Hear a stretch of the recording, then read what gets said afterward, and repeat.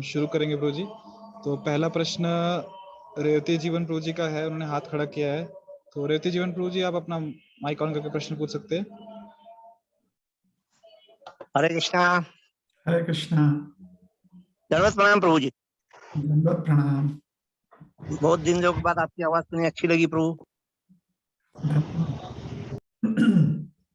हाँ प्रभु जी, यहाँ एक कार्यक्रम होने जा रहा है, आपने अभी मंदिर के ऊपर आज मैसेज मिला है दोपहर में कि आपको यज्ञ कैसा करना है, आपको पढ़ाया बताया जाएगा। और वो सैटरडे संडे 2 दिन का कार्यक्रम है, सुबह 9 बजे से लेकर शाम को 5:30 बजे तक। लेकिन प्रभु जी, जानना ये चाहता हूँ कि अब ये हमारे जीवन के लिए क्या विशेष है उसमें। अभी तो हमने मंगल आरती सीधी तरह सीखी है, अभी वो भी कभी कभी गलती हो जाती है, तो फिर अब ये यज्ञ एकदम करना बोले तो मैं समझा नहीं थोड़ा सा। तो मैं प्रभु जी के ऊपर प्रश्न उत्तर में पूछता हूँ कि यज्ञ करके मतलब हमारे जीवन में क्या आवश्यकता है उसकी, और आगे उसके हमारे क्या फायदे उसके हैं। भगवान जो है ना, ये हमारे भगवान जो है यज्ञ पुरुष कहलाते हैं। यज्ञ पुरुष का अर्थ होता है जिनको यज्ञ द्वारा संतुष्ट किया जाता है। तो हमारे शास्त्रों में यह एक प्रणाली है जिसके माध्यम से हम अपने सेवा वृत्ति को व्यक्त कर सकते हैं। संसार के कुछ ऐसे पदार्थ होते हैं जिसका हम भगवान की सेवा में प्रयोग कर सकते हैं, तो वो यज्ञ के माध्यम से किया जाता है। अलग अलग प्रकार से यज्ञ किया जाता है। जैसे जब कर्म की आहुति दिया जाता है तो वह भी यज्ञ माना गया है। कर्म करके उसे समर्पण करें श्री भगवान की सेवा में, या फिर अपने वाचा क्रिया जो है उसकी जब आहुति दी जाती है तो उसे भी यज्ञ कहते हैं। आहुति अर्थात उसे श्री भगवान के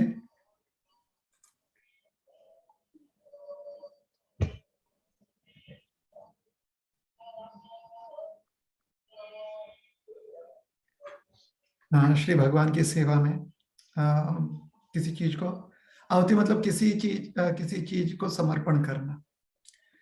तो अपने कर्म या अपने वाचा या अपने वाचा मतलब शब्द या अपनी बुद्धि, ये सबको समर्पण किया जा सकता है। इसका वर्णन भगवान भगवत गीता में करते हैं। उसी प्रकार से अग्नि में जब हम कोई आहुति प्रदान करते हैं, जो अग्नि प्रज्वलित की जाती है श्री भगवान की सेवा के लिए यज्ञ कुंड में, तो उसमें कुछ जब आहुति प्रदान करते हैं तो उसे भी यज्ञ कहा गया है। और ऐसे जो यज्ञ होते हैं उनका वर्णन शास्त्र में किया गया है। तो आवश्यक नहीं है कि सभी को करना है। कलयुग में जो मुख्य यज्ञ है वो संकीर्तन यज्ञ है। तो अगर आप संकीर्तन यज्ञ की प्रणाली में स्थित हैं तो बहुत अच्छी बात है। संकीर्तन यज्ञ का अर्थ होता है जहाँ पर भगवान का नाम जो है हम अपने जिह्वा से लेकर उन नामों का श्रवण अपने कर्णों से कर रहे हैं, अपने कानों से कर रहे हैं, तो उसे संकीर्तन यज्ञ कहा जाता है। या कोई और जो है जिह्वा से भगवान का नाम ले रहा है और उसके वचन को हम श्रवण कर रहे हैं, उसे भी संकीर्तन यज्ञ कहा जाता है। तो ये अलग अलग प्रकार के यज्ञ हैं। आपके वहाँ पर हमारे जो इस्कॉन औरंगाबाद संस्था केंद्र है, वहाँ पर किस प्रकार से यज्ञ की प्रणाली समझाई जा रही है। अगर आपको उसमें रुचि है तो सीखिए, रुचि नहीं है तो मत सीखिए। जिसको रुचि है उसके लिए वो प्रणाली समझाई गई है। उसी प्रकार से जिसकी रुचि हरि नाम में है वो ले सकता है, जिसकी रुचि नहीं है उसके ऊपर कोई जबरदस्ती नहीं है। तो रुचि के अनुसार, तो अपने अपने रुचि अनुसार जो है आपको जो संभव है वैसे सेवा करने का प्रयास कीजिए। कलयुग में हरि नाम को महात्म्य दिया गया, इसलिए कहते हैं कि कलयुग में जो मुख्य यज्ञ है वो संकीर्तन यज्ञ है। ठीक है ना। तो अपने रुचि के अनुसार आप कार्य कीजिए।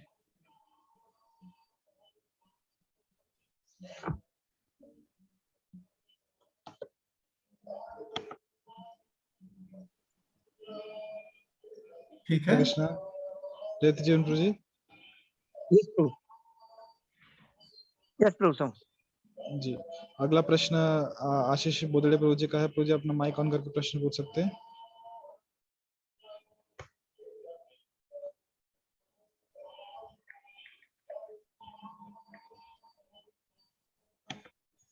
हरे कृष्णा आशीष बोदड़े प्रभु। हरे कृष्णा प्रभु जी।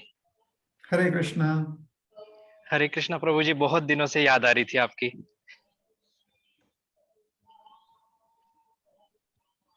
धन्यवाद।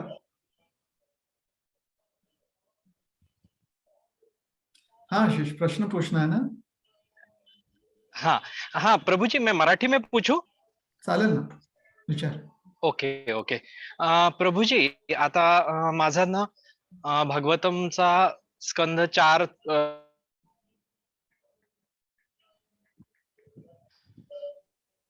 हरे कृष्णा। आणि हे वाचत असताना, हरे कृष्णा, आवाज आशीष, येतोय? नाही नाही, आवाज थोडस हे झालं, कट झालंय, परत विचार.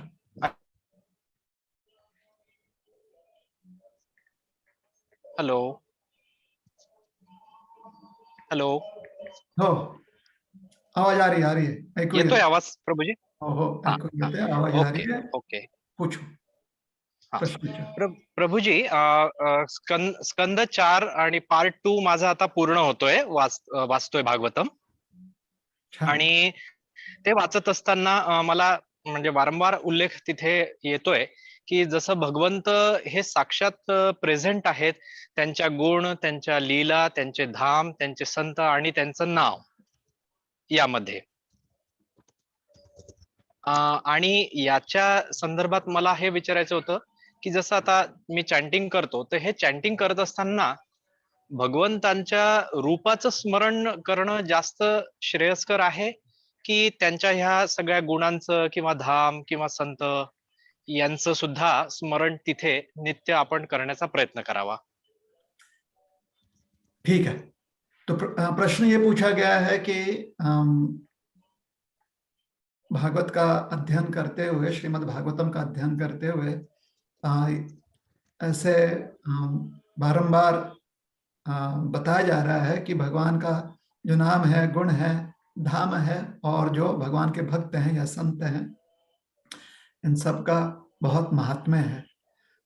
तो भगवान का नाम स्मरण करते हुए भगवान के रूप का जो है स्मरण करना, ये योग्य है, ये श्रेयस्कर है, या फिर बाकी भी जो बताया गया है कि लीला और भगवान का धाम या जो संत हैं, जो भक्त हैं, उनका भी स्मरण करना चाहिए. तो योग्य क्या है?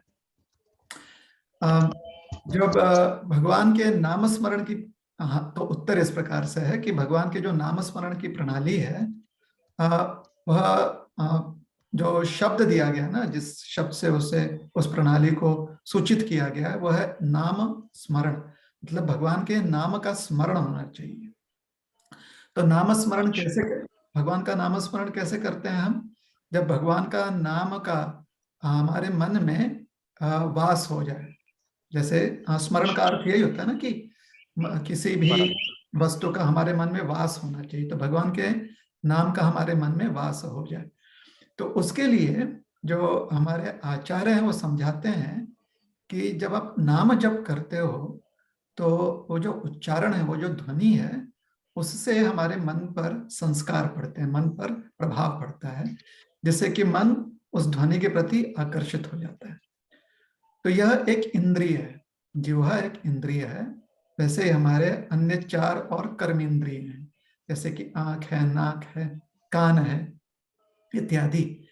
तो जिह्वा से उच्चारण करते हुए, कानों से श्रवण करते हुए, ये 2 इंद्रियों का प्रयोग करते हुए जो मन पर प्रभाव पड़ता है हरि नाम का, उसकी वजह से नाम में क्षमा कीजिएगा, मन में भगवान के नाम का वास होने लगता है. और जब भगवान के नाम का वास होता है हमारे मन में, तो फिर नाम स्मरण होने लगता है. तो नाम स्मरण की ये प्रणाली साधना के रूप में समझाई गई है कि एक साधक को भगवान के नाम का उच्चारण करना चाहिए, उच्चारण किए हुए नाम को उसे ग्रहण करना चाहिए, अर्थात श्रवण करना चाहिए. तो इस उच्चारण और श्रवण की प्रक्रिया से क्या होता है, मन में भगवान का नाम बैठ जाता है.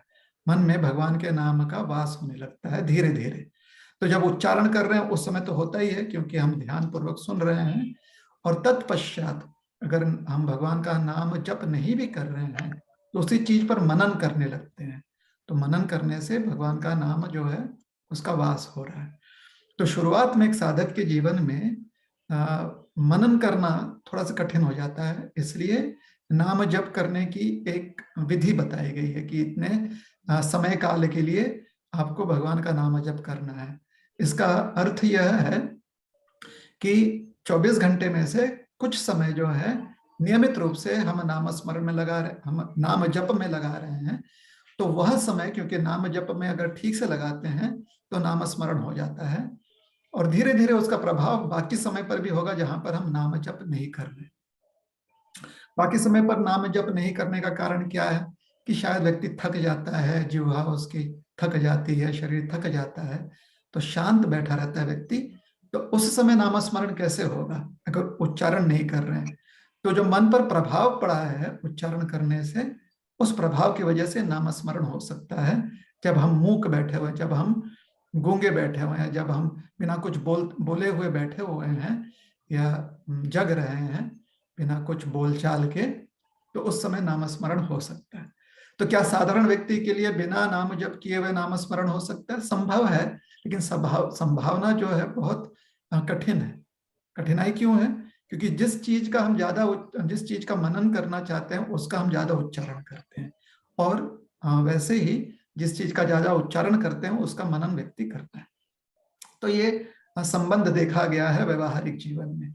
तो इस संबंध को, व्यवहारिक जीवन का यह संबंध जो है उच्चारण, श्रवण और मनन के बीच में जो संबंध है, उसको देखते हुए साधना के रूप में हमारे आचार्यगण ने हमें प्रणाली दी है कि नाम जप करते हुए नाम स्मरण करने की विधि को अपनाएं, और इसी विधि को अपनाते हुए जब अधिकाधिक नाम जप करते हैं तो अधिक नाम स्मरण होने लगता है, और उसका प्रभाव ऐसे पड़ता है कि अगर नाम जप ना कर पाए हम, फिर भी नाम स्मरण हो सकता है, क्योंकि हम उस पर मनन करने लगते हैं। ये प्रक्रिया है। अब हम आते हैं भगवान के गुण, लीला, धाम और संतों के बारे में, उनके विषय में चर्चा करते हैं। भगवान का जो गुण है वो भगवान के प्रति हमारा मन आकर्षित करता है। भगवत धाम जो है या भगवान की लीला, दोनों ही भगवान के प्रति हमारा मन आकर्षित करता है। और जो भगवान के भक्त होते हैं, संत महात्मा होते हैं, वह भी भगवान के प्रति हमारा मन आकर्षित करवाते हैं। ये सब आकर्षण का जो लाभ है वह यह है कि हमारे मन पर उसका प्रभाव पड़ता है। तो अगर हम नियमित रूप से भगवत धाम में वास करते हुए भगवान के प्रति आकर्षण बढ़ा सकें, तो फिर हम भगवान के धाम में वास कर सकते हैं, या फिर भगवान का, क्या बात है द्विजवानी गौर प्रभु? हरे कृष्ण। सॉरी प्रभु। ठीक है, सब ठीक है ना? हमारी आवाज सुनाई दे रही है ना?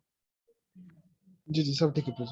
हाँ, तो भगवान के धाम में वास करने का अगर हमें लाभ मिल रहा है, या अगर ना वास भी ना कर पाए, अगर हम अधिक भगवान के धाम के अलग अलग जो उसके गुण हैं या पहलू हैं उस पर हम मनन कर सके तो अच्छी बात है। हाँ, तो फिर निश्चित रूप से करना चाहिए। उसी प्रकार से भगवान का जो गुण है या भगवान की जो लीलाएं हैं, लीला वर्णन जो है, अगर उसका हम नित्य मनन कर पाए तो बहुत अच्छी बात है, क्योंकि यह भी हमारे मन को भगवान के प्रति आकर्षित कर रहा है। किंतु व्यवहार में यह देखा गया है कि भगवान के गुण लीला का वर्णन, श्रवण या मनन, या भगवान के धाम के चिंतन, और जो संत महात्मा हैं उनके चरित्र का चिंतन साधना के रूप में करना इतना आसान नहीं है जितना कि नाम जप का साधना के रूप में प्रयोग करना। तो नाम जप का प्रयोग जो है बहुत ही आसान और बहुत ही लाभदायी पाया गया है संसार में, व्यवहारिक जीवन में। अतः इसलिए जो हमारे आचार्य हैं वो हमें समझा रहे हैं और शास्त्र भी समझा रहे हैं कि जो नाम जप की प्रणाली है वही भगवान के नाम स्मरण के लिए अति योग्य है।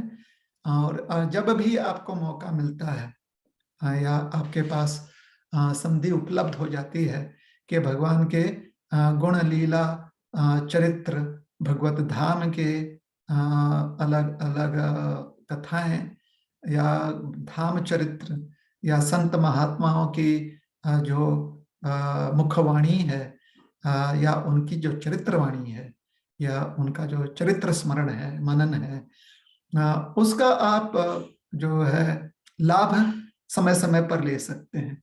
किंतु अगर उसे आप साधना रूप में स्वीकारना चाहते हैं तो वह भी संभव है। अब आप निर्णय लगाइए कि आपके लिए साधना के रूप में क्या संभव है। कोई एक साधना आपको अपनानी पड़ेगी, साधना को बदलनी नहीं चाहिए। क्यों?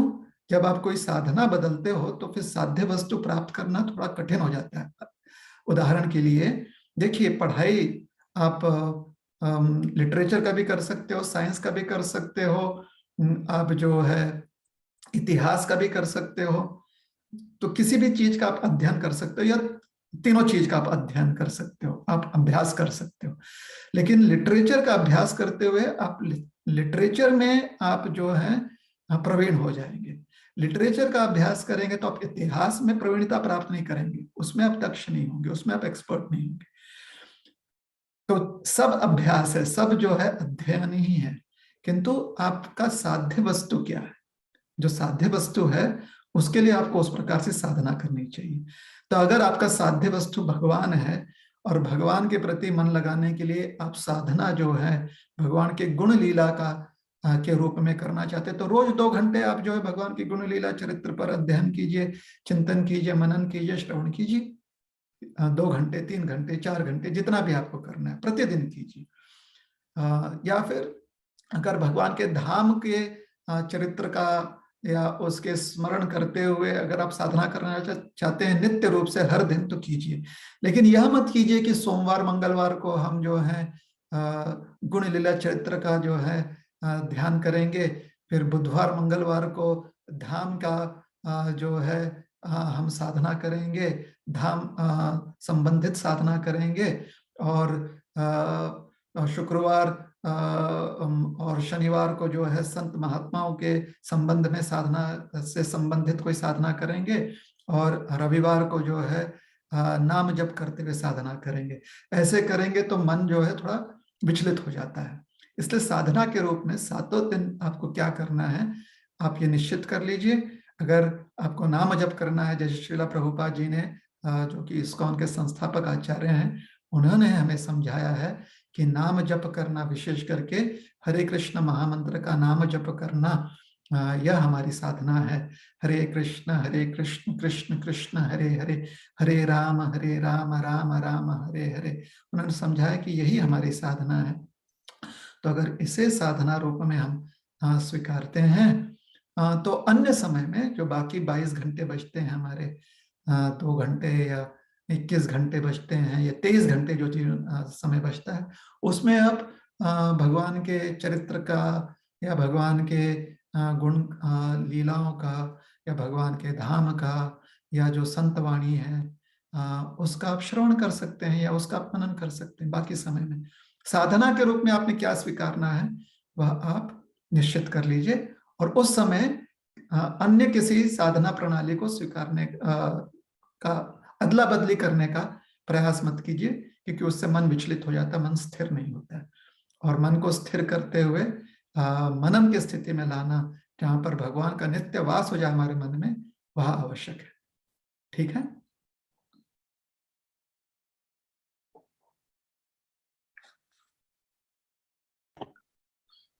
हरे कृष्ण। आशीष? आशीष हाँ प्रभु जी। हाँ प्रभु जी, अगर फिर जो चैंटिंग हम कर रहे हैं, भगवान का नाम का नित्य स्मरण कर रहे हैं, उस वक्त भगवान का रूप ध्यान सामने लाने की कोशिश कर सकते हैं? प्रयास कर सकते हैं, किंतु जैसा हमने कहा, ध्यान हमारा भगवत नाम का जो उच्चारण है और श्रवण है उस पर होना चाहिए। अगर आपको अच्छा, लगता है कि ठीक। उच्चारण और श्रवण के साथ साथ आप भगवान के रूप का भी ध्यान कर सकते हो तो अच्छी बात है। बहुत लोगों के लिए कठिन हो जाता है। अच्छा। कठिन ये होता है क्योंकि हाँ। जब रूप पर ध्यान करते हैं तो जो उच्चारण हो रहा है उस पर ध्यान नहीं होता। ठीक है ना। जैसे अब आप अभ्यास करते हो, आप पढ़ाई करते हो, अभी तो आप शिक्षक हो, लेकिन अगर सोचिए आप किसी इंटरव्यू के लिए आप तैयारी कर रहे हो और उस समय आप जो है भारत के इतिहास पर आप कुछ पढ़ रहे हो और फिर भारत का जो नक्शा है, ये भारत का जो स्वरूप है उस पर ध्यान करोगे तो जो आप पढ़ने का प्रयास कर रहे हो लिखित रूप में उस पर ध्यान कैसे होगा। या जो आप उच्चारण करते हुए रटने का प्रयास कर रहे हो उस पर ध्यान नहीं होता है ना, क्योंकि मन किसी और चीज पर लगा हुआ है। किसी भारत का जो स्वरूप है, नक्शा स्वरूप है, उस पर मन लगा हुआ है, ना कि जो हम उच्चारण कर रहे हैं उस पर लगा हुआ है। तो ये बहुत व्यवहारिक बात है, हर कोई जानता है कि जो हम उच्चारण कर रहे हैं, जो हम चैंटिंग कर रहे हैं, जो हमारी मुखवाणी है, जो मुख से हम शब्द व्यक्त कर रहे हैं, अगर उसके ऊपर ध्यान लगाना है तो मन में कोई और स्वरूप लाने से उसमें बाधा आती है। इसलिए मन को जो उच्चारण क्रिया है उस पर लगाना चाहिए। तो उच्चारण क्रिया पर मन को लगाने का अर्थ क्या है कि ध्यानपूर्वक श्रवण करना। तो अगर कठिन जा रहा है श्रवण करना किसी प्रकार से तो आप कुछ समय तक भगवान के जो स्वरूप है उसका आप ध्यान कर सकते हो। किंतु यहाँ पर हम जो है एक चेतावनी देना चाहते हैं। चेतावनी यह है कि जब आप भगवान का स्वरूप जो है उस पर ध्यान कर रहे हो तो भगवान का नाम जो उच्चारण कर रहे हो ना उससे ध्यान हट जाता है। तो आपकी साधना जो है अब बन जाती है भगवान के नाम के स्वरूप पर ध्यान करना। तो फिर जो नाम जब आप कर रहे हो उस साधना में कमी आ जा रही है। तो किस साधना को आपको पूरी करनी है, किस साधना को आपने अपनाना है ताकि आप अपने साध्य वस्तु तक, अपने लक्ष्य तक पहुंच सकें, ये आप निर्णय लगा लीजिए। तो एक हम सुझाव ये दे सकते हैं कि अगर नाम उच्चारण करते हुए ध्यान भटक रहा है और आपने यह मान लिया है कि नाम उच्चारण करते हुए इसका श्रवण करना ही आपकी साधना है नियम से, 1 माला 2 माला जो भी है, 1,00,000 नाम या 10,000 नाम, जितना जो भी है नियम आपने ठान ली है अपने जीवन में प्रतिदिन आप करेंगे, तो अगर नाम उच्चारण करने हैं लेकिन ध्यान भटक रहा है और आपको लगता है कि भगवान के स्वरूप का आपको स्मरण करना चाहिए, तो वहां पर नाम उच्चारण जो है करते हुए आप स्मरण कीजिए, कोई परेशानी नहीं है। किंतु उसको आप साधना के रूप में, नाम जप के साधना के रूप में गिनिए मत। अर्थात सोचिए एक मणि पर आप हरे कृष्ण कृष्ण कृष्ण हरे हरे, हरे राम राम राम हरे हरे ऐसे जाप कर रहे हो जैसे कि हम इस्कॉन में करते हैं, और दूसरी मणि पर जाप करते हो, मन भटक रहा है, उस समय आप भगवान के रूप का स्मरण कर रहे हो या भगवान के लीला का स्मरण कर रहे हो और साथ ही साथ आप उच्चारण भी कर रहे हो, जाप भी कर रहे हो। तो दूसरे मणि को आप गिनिए मत उच्चारण के रूप में, क्योंकि आपका ध्यान भगवान के रूप पर है। और जब रूप पर ध्यान करते हुए मन स्थिर हो जाए तो फिर से आप नाम जप पर ध्यान दीजिए और इस समय दूसरे मणि पर जो आप मंत्र बोल रहे हो उसको आप साधना के रूप में गिनिए। साधना का मतलब यही होता है ना कि नियम से कुछ नाम जप करना। तो एक मणि पर आपने महामंत्र किया, दूसरे मणि पर करते हुए आप भगवान के रूप पर ध्यान कर रहे हो, तो उसी मणि पर पुनः आप जब आपका मन स्थिर हो जाए तो पुनः आप उसी मणि पर मंत्र जाप कीजिए ताकि आपके मंत्र जाप करने की जो साधना है वो पूरी हो जाए। ये बात स्पष्ट हो गई जो हमने सुझाव दिया? हाँ प्रभु जी, डाउट पूर्ण क्लियर हो गया ठीक है, और पूर्ण समाधान भी हो गया। हरे कृष्ण। हरे कृष्ण, दंडवत। धन्यवाद। हरे कृष्णा। और भी जो भक्त यहाँ प्रश्न पूछना चाहते हैं अपना हैंड रेज कर सकते हैं और आप प्रश्न पूछ सकते हैं।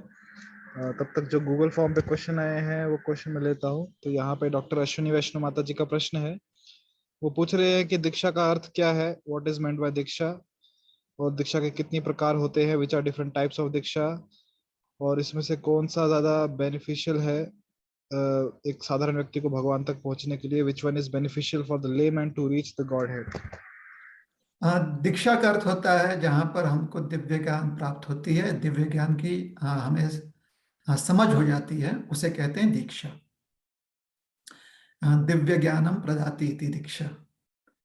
तो जब हमें दिव्य ज्ञान मिल जाता है, देखिए दिव्य ज्ञान मिलने का अर्थ ये नहीं कि आप किसी क्लास में बैठ गए और वहां पर कुछ चीज समझा दी गई है और वह दिव्य ज्ञान हो गया। दिव्य ज्ञान का अर्थ होता है जहां पर आपके मन में ऐसा परिवर्तन आ गया है कि अब व्यवहार में आप अपने क्रियाओं में भगवान के प्रति आप भगवान से आप जुड़ चुके हो अपने व्यवहार में। तो दीक्षा प्रणाली आपको ऐसे करने में मदद करती है। तो दीक्षा के लिए जो आवश्यक कुछ तत्व हैं वो है कि गुरु का आश्रय और एक शिष्य का या आश्रय ग्रहण करना। तो गुरु आश्रय जब एक शिष्य ग्रहण करता है दीक्षा प्रणाली के माध्यम से, तो वह सिद्ध गुरु जो है या वह प्रामाणिक गुरु जो है, जिसके पास दिव्य ज्ञान होता है, वह अपने शिष्य को वह प्रणाली प्रदान करने का प्रयास करता है और उस प्रणाली को शिष्य ने ग्रहण करना है। जब शिष्य उस प्रणाली को ग्रहण कर लेता है और अपने जीवन में उस प्रणाली को अपनाता है, तो जिस प्रकार से गुरु को अनुभूति होती है भगवान के सानिध्य का, वही शिष्य को भी अनुभूति होने लगती है। निश्चित रूप से शिष्य को साधना करनी पड़ेगी, क्योंकि उस प्रणाली में गुरु ने कई वर्षों तक साधना की हुई है। तो ये हो गई दीक्षा की बात। दीक्षा एक ही प्रकार की होती है जहां पर दिव्य ज्ञान प्रदान किया जाता है, उसी को दीक्षा कहते हैं। अब उसका अलग अलग स्वरूप जो है, जैसे कि जो हमारी शिक्षण प्रणाली है, जैसे एजुकेशन प्रोसेस कहते हैं भारत में, कि बच्चा जो है मैट्रिकुलेशन या जो सीनियर सेकेंडरी सर्टिफिकेट है, उसके लिए प्रणाली क्या है कि बच्चा जो है पहली कक्षा में जो है वो प्रवेश ले, और फिर पहली से लेकर 10वीं कक्षा तक जो भी उसे सिखाया जाए उसे समझे, और 10वीं कक्षा में जो परीक्षा है उसमें वो उत्तीर्ण हो जाए, तब उसे सर्टिफिकेट मिलता है। तो या फिर हर एक कक्षा में, वो भी आप समझ ले, हर एक कक्षा में व्यक्ति वो कब माना जाता है कि उसने उसे सिद्ध कर लिया है, जब वो उस कक्षा में प्रवेश हो, साधना करे, अर्थात शिक्षण जो है ग्रहण करे और परीक्षा में उत्तीर्ण हो जाए। तो उसी प्रकार से जब हम दिव्य ज्ञान प्राप्त करना चाहते हैं, जहां पर ज्ञान, यहाँ पर दिव्य ज्ञान का अर्थ होता है हमारे जीवन में ऐसा परिवर्तन कि व्यवहार में हम अपने आप को भगवान के निकट अपने आप को पाते हैं। व्यवहार में जो भी हम व्यवहार करते हैं, बहुत लोगों की वो तैयारी नहीं होती, क्योंकि अगर भगवान के प्रति समर्पित हो जाते हैं तो भौतिक वस्तुओं के प्रति जो भौतिक लिप्सा होती है, भौतिक आकर्षण होता है, वो क्षीण हो जाता है। तो लोगों को लगता है कि ये छूट जाएगा। तो ये एक भौतिक आकर्षण है, वो छूट जाएगा, इसलिए बहुत लोगों की तैयारी नहीं होती है। और जिनकी तैयारी होती है कि नहीं, हर वस्तु जो है उसमें भगवान का ही वास है, तो कोई चीज छूटती नहीं है। अब सिर्फ ये है कि हर चीज, हर वस्तु के साथ, हर क्रिया के साथ हम उचित तरीके से हम जुड़ रहे हैं। तो जिन लोगों को इस बात में श्रद्धा आ जाती है और ऐसे ही अपने व्यवहार में वो जीना चाहते हैं, तो वह दीक्षा प्रणाली को ग्रहण करने का प्रयास करते हैं। अब कुछ औपचारिक भी इस प्रक्रिया है। बहुत लोग जो हैं इस प्रणाली को औपचारिक रूप में स्वीकारते हैं, जैसे कि औपचारिक रूप से कोई विद्यार्थी जो है किसी कक्षा में प्रवेश ले ले, किंतु अगर वो उसमें वो शिक्षण ग्रहण न करे तो खाली औपचारिक रह गया ना उसका प्रवेश, तो परीक्षा में ठीक से उत्तीर्ण नहीं हो पाएगा वो। तो उसी प्रकार से बहुत लोग जो है दीक्षा प्रणाली को औपचारिक रूप में ग्रहण कर सकते हैं। तो एक औपचारिक उसका स्वरूप भी है जहां पर हर व्यक्ति को वो औपचारिकता जो है या वो औपचारिक जो क्रिया है उसे स्वीकारनी पड़ती है। तो वो अलग अलग प्रकार से होता है, जिसमें आप गुरु आश्रय ग्रहण करते हैं। गुरु आश्रय का ग्रहण करने का अर्थ है कि एक व्यक्ति मात्र का खाली आश्रय ग्रहण नहीं कर रहे, उनका तो आश्रय हम ले रहे हैं एक व्यक्ति का, लेकिन उनके अनुभूति से जो दिव्य ज्ञान जो उन्हें प्राप्त है उसका भी आश्रय ग्रहण कर रहे हैं। और वही जो दिव्य ज्ञान है वह व्यक्ति हमें प्रदान करने का प्रयास कर रहे हैं। वो व्यक्ति हम पर अपना प्रभाव नहीं जताना चाहते। गुरु किसी पर अपना प्रभाव नहीं जताते हैं। वो एक उनकी जो अनुभूति है उसके अनुसार जो ज्ञान प्राप्त है वह अपने शिष्य को देना चाहते हैं। जो गुरु होते हैं, जो गुरु वर्ग होता है वह। तो जब औपचारिक रूप से कोई व्यक्ति इसे स्वीकारता है तो वह औपचारिकता का अर्थ यह होता है कि अब से हमारे जीवन में हम परिवर्तन ऐसा लाना चाहते हैं जिससे कि हर व्यवहार में हम भगवान के प्रति अपने सेवा भाव को व्यक्त कर सकें। अब यह सिर्फ अगर औपचारिक रूप में जीवन हमारे जीवन काल में रह जाए तो फिर परीक्षा में हम ठीक से उत्तीर्ण नहीं हो पाएंगे। लेकिन अगर यह हमारे जीवन में अनुभूति के रूप में जो है इसका लाभ मिलता है, जो दीक्षा के समय जो प्रणाली हमें प्रदान की गई है, जब उसको अपने जीवन में हम अनुभूति के रूप में, अनुभव के रूप में लाभ प्राप्त करने लगते हैं तो फिर परीक्षा में उत्तीर्ण हो सकते हैं। परीक्षा क्या है? परीक्षा यह है कि जीवन का अंत समय जब आवे तो उस समय हम पूरी तरह से भगवत में रहें, पूरी तरह से हम भगवान का स्मरण कर सकें। क्योंकि अंत समय में जब भगवान का स्मरण करते हैं तो भगवान कहते हैं वह व्यक्ति मेरे शरण को प्राप्त करता है और इस भौतिक जगत में पुनः जन्म नहीं लेता, जन्म मृत्यु के चक्र से मुक्त हो जाता है। तो यह परीक्षा है, इसमें उत्तीर्ण होना है। तो यह दीक्षा है गुरु आश्रय, अर्थात गुरु जो वर्ग है उनके अनुभूति अनुसार जो दिव्य ज्ञान उनके पास है वह शिष्य को प्रदान करते हैं। और शिष्य जो है जो गुरु व्यक्ति स्वरूप है उनका भी आश्रय ले रहा है और उसके साथ साथ जो ज्यादा महत्वपूर्ण है वह है जो प्रणाली वो प्रदान कर रहे हैं उसका आश्रय ग्रहण करता है। तो इस्कॉन में इसे शिक्षा कहा गया। और जब औपचारिक रूप से व्यक्ति इसी शिक्षा को अपने जीवन में स्वीकारता है तो उस क्षण को दीक्षा कहते हैं। उस उपरांत उस समय, दीक्षा के समय, दीक्षा के पूर्व और दीक्षा के उपरांत शिक्षा उसे हमेशा ग्रहण करना ही है। शिक्षा अर्थात जो भी मार्गदर्शन मिलता है गुरु आश्रय में। तो यह हो गई दीक्षा की बात। तो शिक्षा जो है वही महत्वपूर्ण है। अब औपचारिक प्रक्रिया क्या है दीक्षा की? अलग अलग पंथों में अलग अलग प्रक्रिया। इस्कॉन में प्रक्रिया यह है कि दीक्षा का एक समारोह होता है, वहां पर जो दीक्षा ग्रहण करना चाहते हैं ऐसे शिष्य जो है व्रत लेते हैं अपने जीवन में और इस व्रत के साक्षी होते हैं अन्य वैष्णवगण। और यह व्रत किसके समक्ष वो ले रहे हैं? एक व्यक्ति के समक्ष जिन्हें वो गुरु के रूप में स्वीकारते हैं, तो वो गुरु आश्रय हो जाता है। दीक्षा, इस प्रकार की दीक्षा अक्सर एक बार लेने से योग्य है।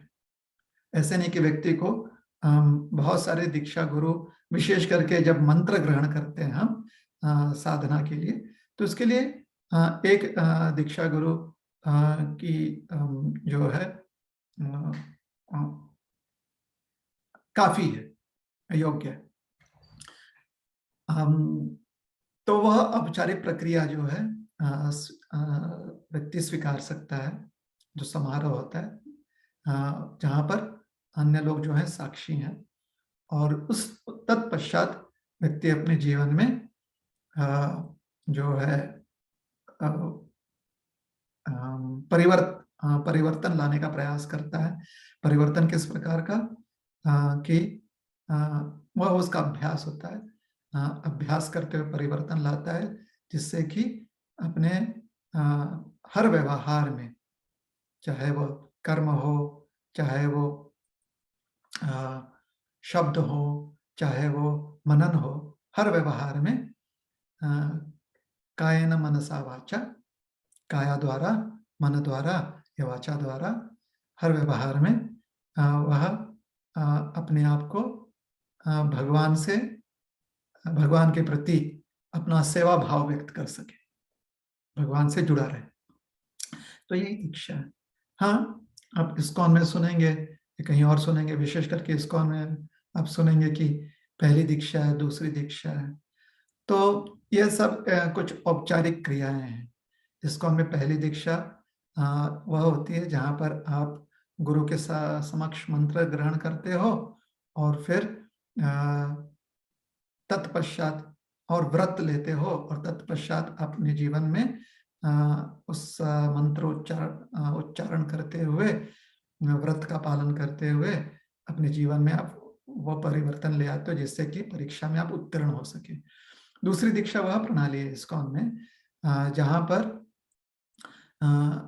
आपको संधि मिलता है, संधि दी जाती है, तो कि इस्कॉन के जो मंदिर हैं जहाँ पर भगवान की प्राण प्रतिष्ठा की गई है, और जिस मंदिर से आप जुड़े हुए हो, तो जो इस्कॉन का जो मंदिर है वहाँ पर आप उन मंदिर में जो विग्रह की प्राण प्रतिष्ठा की गई है, उन विग्रहों की आप सेवा कर पाए। तो वहाँ पर भी कुछ मंत्र आपको प्राप्त होते हैं, जिसके द्वारा आप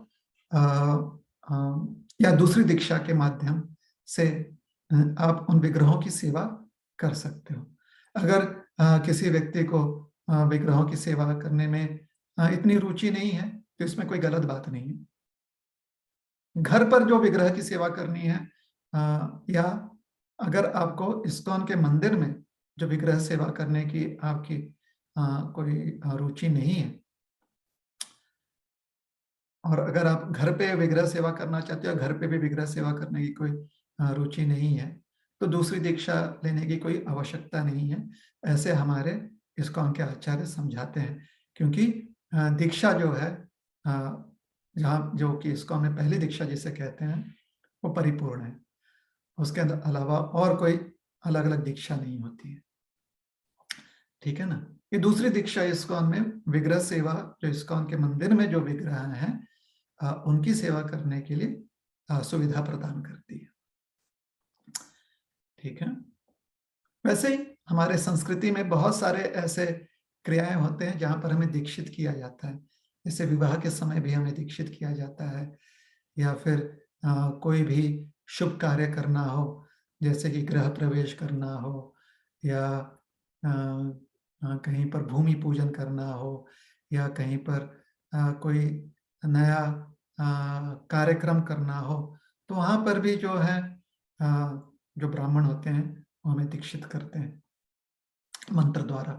कोई एक कहते हैं हमसे मंत्र कहने के लिए, और फिर उनकी कोई औपचारिक प्रक्रिया होती है जहाँ पर आप आचमन करते हो, थोड़ा सा जल ग्रहण करते हो, आप कोई व्रत लेते हो और उसे निभाने का प्रयास करते हो। तो इस प्रकार से उस क्रिया में आप दीक्षित हो जाते हो। तो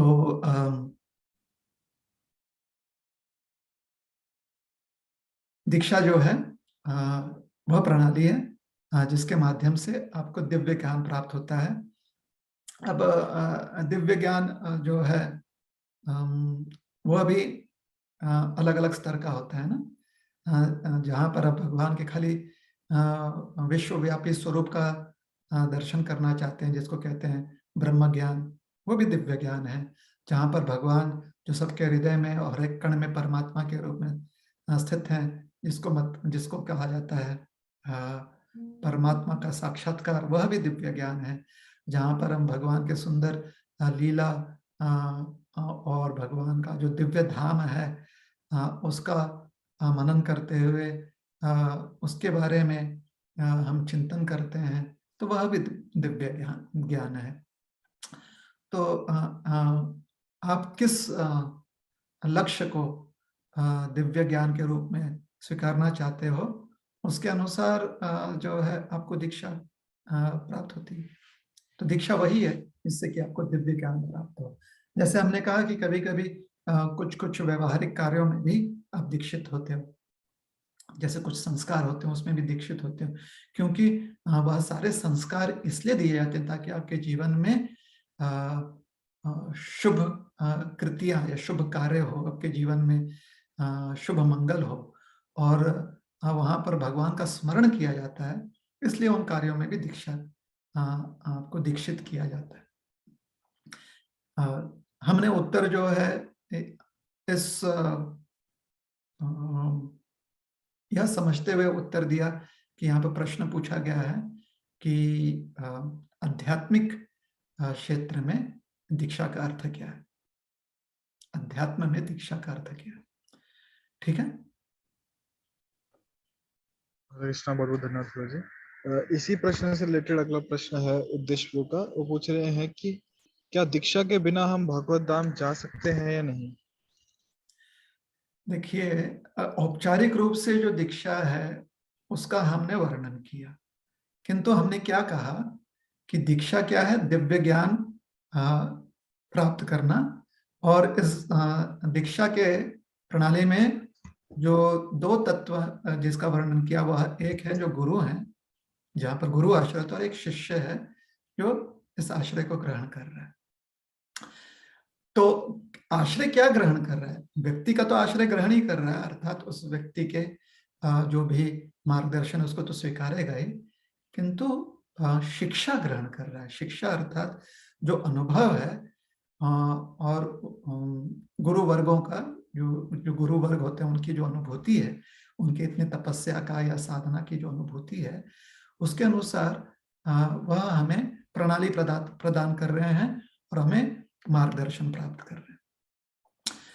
तो अगर आप औपचारिक रूप से ग्रहण नहीं करते हो दीक्षा, अनौपचारिक अर्थात वो दीक्षा जो समारोह है उसे ग्रहण नहीं करते, किंतु आप शिक्षा ग्रहण कर रहे हो, तो वह शिक्षा ही तो आपको जो शिक्षण है और उस शिक्षा के अनुसार जो आप अभ्यास करोगे, जिसको शिक्षण कहते हैं या अभ्यास कहते हैं, वह ना आपको परीक्षा में उत्तीर्ण करवाएगा। बहुत लोगों को लगता है कि शिक्षक जो है, जो गुरु वर्ग है, वो आपको उत्तीर्ण करवाएंगे। तो भाई, गुरु वर्ग उत्तीर्ण कैसे करवाते हैं? जैसे पहली कक्षा में, दूसरी कक्षा में जो आपके शिक्षक होते हैं, वो आपको परीक्षा में उत्तीर्ण कैसे करवाते हैं? वो आपको ज्ञान देकर, वो आपके लिए परीक्षा में थोड़ी उत्तर लिखने वाले। वो तो गलत बात है ना, कि आपके ही शिक्षक जो हैं आपके जगह पर परीक्षा में बैठकर परीक्षा पत्र का उत्तर जो है, प्रश्न पत्र का उत्तर लिखें और आपको क्रमांक मिले। ये तो गलत बात है, क्योंकि शिष्य को जो है प्रश्न पत्र के उत्तर लिखने चाहिए। तो इसलिए यह समझना कि गुरु जो है हमारे परीक्षा के समय उत्तर लिखेंगे, यह योग्य बात नहीं है। परीक्षा तक या परीक्षा के समय भी हमारे जो शिक्षक वर्ग हैं, परीक्षा के पूर्व हमें सारे प्रश्नों का उत्तर समझाते हैं वो, और परीक्षा के समय वह सिर्फ वहां पर उपस्थित रहकर हमें प्रोत्साहन देते हैं, उत्तर नहीं बता सकते। अगर हमें वो उत्तर बताएंगे तो चीटिंग कहलाएगा, है ना, वो गलत कहलाएगा। लेकिन हमें प्रोत्साहित करने के लिए वह हमें वहां पर उपस्थित रहकर हमें आशीर्वाद दे सकते हैं, इतना वो कर सकते हैं। उत्तर तो हमने लिखना है स्वयं। तो यह बात समझना बहुत आवश्यक है। तो इसलिए अगर आप उत्तर सही रूप से लिखना चाहते हैं, अपने प्रश्न जो आपकी परीक्षा है, जहां पर भगवान का स्मरण होना है, तो आप स्मरण अच्छे से करना चाहते हैं, जो कि आपका उत्तर है, तो शिक्षा ग्रहण करना बहुत, प्रशिक्षित होना बहुत आवश्यक है। तो प्रशिक्षण जो है वो शिष्य का कार्य है। गुरु भी प्रशिक्षित होते हैं, लेकिन वह अपने लिए अपने जीवन में प्रशिक्षित हो रहे हैं। शिष्य को अपने जीवन पर प्रशिक्षित होना चाहिए। तो क्या दीक्षा के बिना कोई जो है परीक्षा में उत्तीर्ण हो सकता है? तो यहाँ पर हम इस प्रश्न को ऐसे समझ रहे हैं कि क्या दीक्षा का जो औपचारिक समारोह है उसके बिना, क्योंकि जो औपचारिक तो हमने कहा कि ये एक प्रणाली है, ये एक खाली उस क्षण का एक क्रिया है कि इस दिनांक को इस समय पर ये औपचारिक क्रिया की गई, किंतु उस औपचारिक क्रिया के पूर्व, उस औपचारिक क्रिया के उपरांत और उस औपचारिक क्रिया के दौरान जो दीक्षा समारोह है उसके दौरान उस समय भी शिक्षा जो है वो महत्वपूर्ण है। इसलिए दिव्य ज्ञानम प्रदाति कहा गया, जहां पर दिव्य ज्ञान प्राप्त होता है। तो अगर इस समारोह के बिना भी अगर आपको दिव्य ज्ञान प्राप्त हो जा रहा है, जो कि संभव है, क्यों नहीं संभव है, इस औपचारिक समारोह को अपनाते हुए थोड़ा आसान हो जाता है। जैसे किसी पाठशाला में अगर आप प्रवेश ले लो तो आसान हो जाता है परीक्षा में उत्तीर्ण होना, क्योंकि वहां पर शिक्षक होते हैं। लेकिन बिना किसी पाठशाला में प्रवेश लिए हुए अगर आप प्राइवेट ट्यूशंस लेकर भी करना चाहते हो या आप स्वयं अध्ययन करके भी प्रशिक्षित होना चाहते हो तो संभावना तो है, खाली एक पाठशाला की सुविधा प्राप्त नहीं होगी आपको। तो उसी प्रकार से जो दीक्षा समारोह की प्रणाली है, दीक्षा समारोह की जो क्रिया है, जो औपचारिक क्रिया है, उसके बिना भी अगर आप शिक्षण ग्रहण कर रहे हो और गुरु आश्रय आपको प्राप्त है, गुरु आश्रय प्राप्त होना आवश्यक है, या जो गुरु वर्ग है उसका आश्रय अगर आपको प्राप्त है, जो शिक्षा जो मिलनी चाहिए उसका आश्रय अगर आपको प्राप्त है, और तभी आप प्रशिक्षित हो सकते हो। अगर शिक्षा का आश्रय प्राप्त है तो निश्चित रूप से आप परीक्षा में उत्तीर्ण हो जाओगे। ठीक है ना। इस्कॉन में और अन्यथा भी शास्त्र में समझाया गया कि कलयुग में आप भगवान का स्मरण करने से ही, भगवान का जब आप स्मरण करते हो तो उससे आप परीक्षा में उत्तीर्ण होगे, जो अंतिम समय की परीक्षा उसमें उत्तीर्ण होगे। उस समय ये नहीं कहा गया है कि देखा जाएगा कि आप दीक्षित थे औपचारिक रूप से कि नहीं, इसके अनुसार आप उत्तीर्ण हो गए, ऐसा नहीं कहा गया। उत्तीर्ण होने के सिर्फ एक ही गुण बताए गए हैं, एक ही रिक्वायरमेंट बताया गया है, एक ही आवश्यकता बताई गई है उत्तीर्ण होने का, वह है भगवान का स्मरण करना। और कलयुग में भगवान का स्मरण करने की जो प्रणाली है वो नाम स्मरण। तो अगर अंत समय में भगवान का नाम स्मरण अगर हम कर रहे हैं, जो जीवन भर अगर हमने किया हुआ है उसमें प्रशिक्षण लिया हुआ है, और अंत समय में भी भगवान का नाम स्मरण करते हैं तो परीक्षा में उत्तीर्ण हो जाएंगे। या अन्यथा भी भगवान के गुण लीला, भगवान का धाम या भगवान के किसी भक्तों का भी हम स्मरण करते हैं तो परीक्षा में उत्तीर्ण हो जाएंगे। तो स्मरण करना आवश्यक है। कलयुग में नाम स्मरण जो है वो समझाया गया शास्त्रों में कि सबसे सरल है कलयुग में प्रणाली। क्या यह करने के लिए दीक्षित होना आवश्यक है? दीक्षित होने से जो औपचारिक दीक्षा की प्रणाली है उससे आसानी हो जाती है। अन्यथा अगर आपको शिक्षा का आश्रय प्राप्त है, आश्रय प्राप्त होना बहुत आवश्यक है, क्योंकि जब तक आप आश्रय ग्रहण नहीं करते तो प्रशिक्षित कैसे होंगे।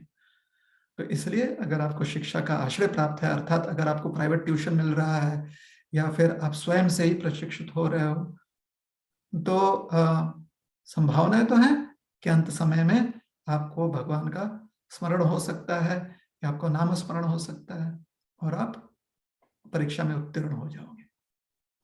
ठीक है। तो क्या आपके लिए आसान है? आप क्या स्वीकारना चाहते हो? आप किस व्रत को अपने जीवन में अपनाना चाहते हो, और क्या आप निष्ठापूर्ण उन व्रतों को पूर्ण कर पाओगे कि नहीं पूर्ण कर पाओगे, इस पर आप ध्यान कीजिए और उसके अनुसार आप निर्णय लीजिए अपने जीवन में। ठीक है। तो दोनों ही जो जिन्होंने प्रश्न पूछा था उनसे हम आग्रह करेंगे कि आप अपनी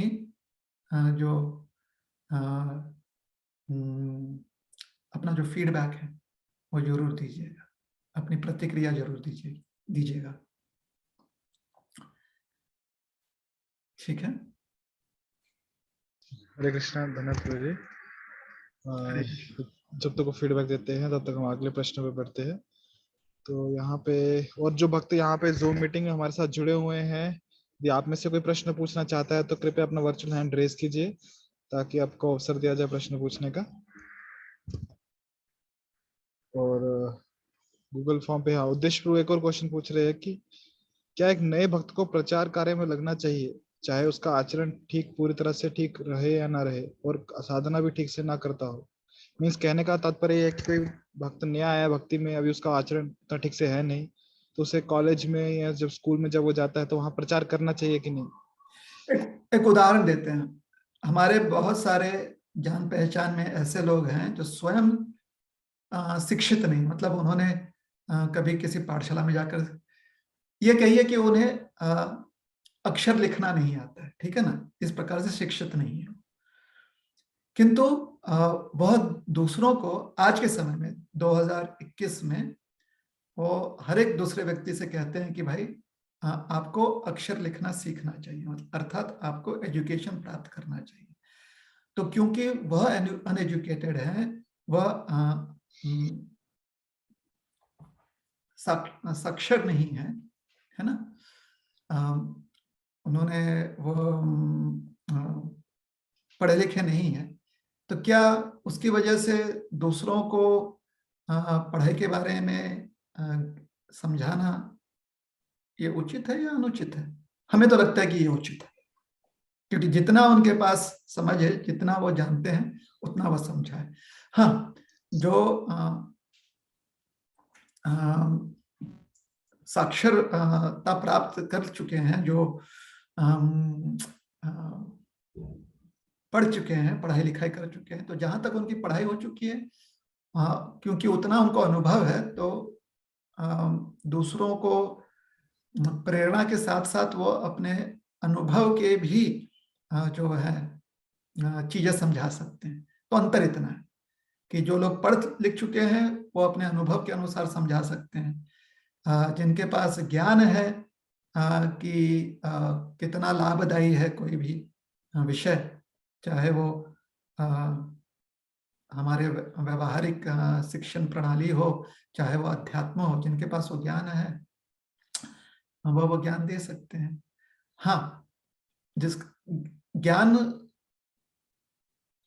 से, ज्ञान का परिणाम क्या होता है, अक्सर जब भी किसी व्यक्ति को ज्ञान मिलता है ना, तो वो अपने जीवन में परिवर्तन लाना चाहता है। तो जहां पर कोई व्यक्ति जानता है कि अध्यात्म आवश्यक है, तो वो स्वयं के जीवन में भी परिवर्तन लाने का प्रयास करेगा और दूसरों को भी वह यह ज्ञान देने का प्रयास करेगा, जिससे कि उनके जीवन में भी मंगलमय परिवर्तन आ जाए।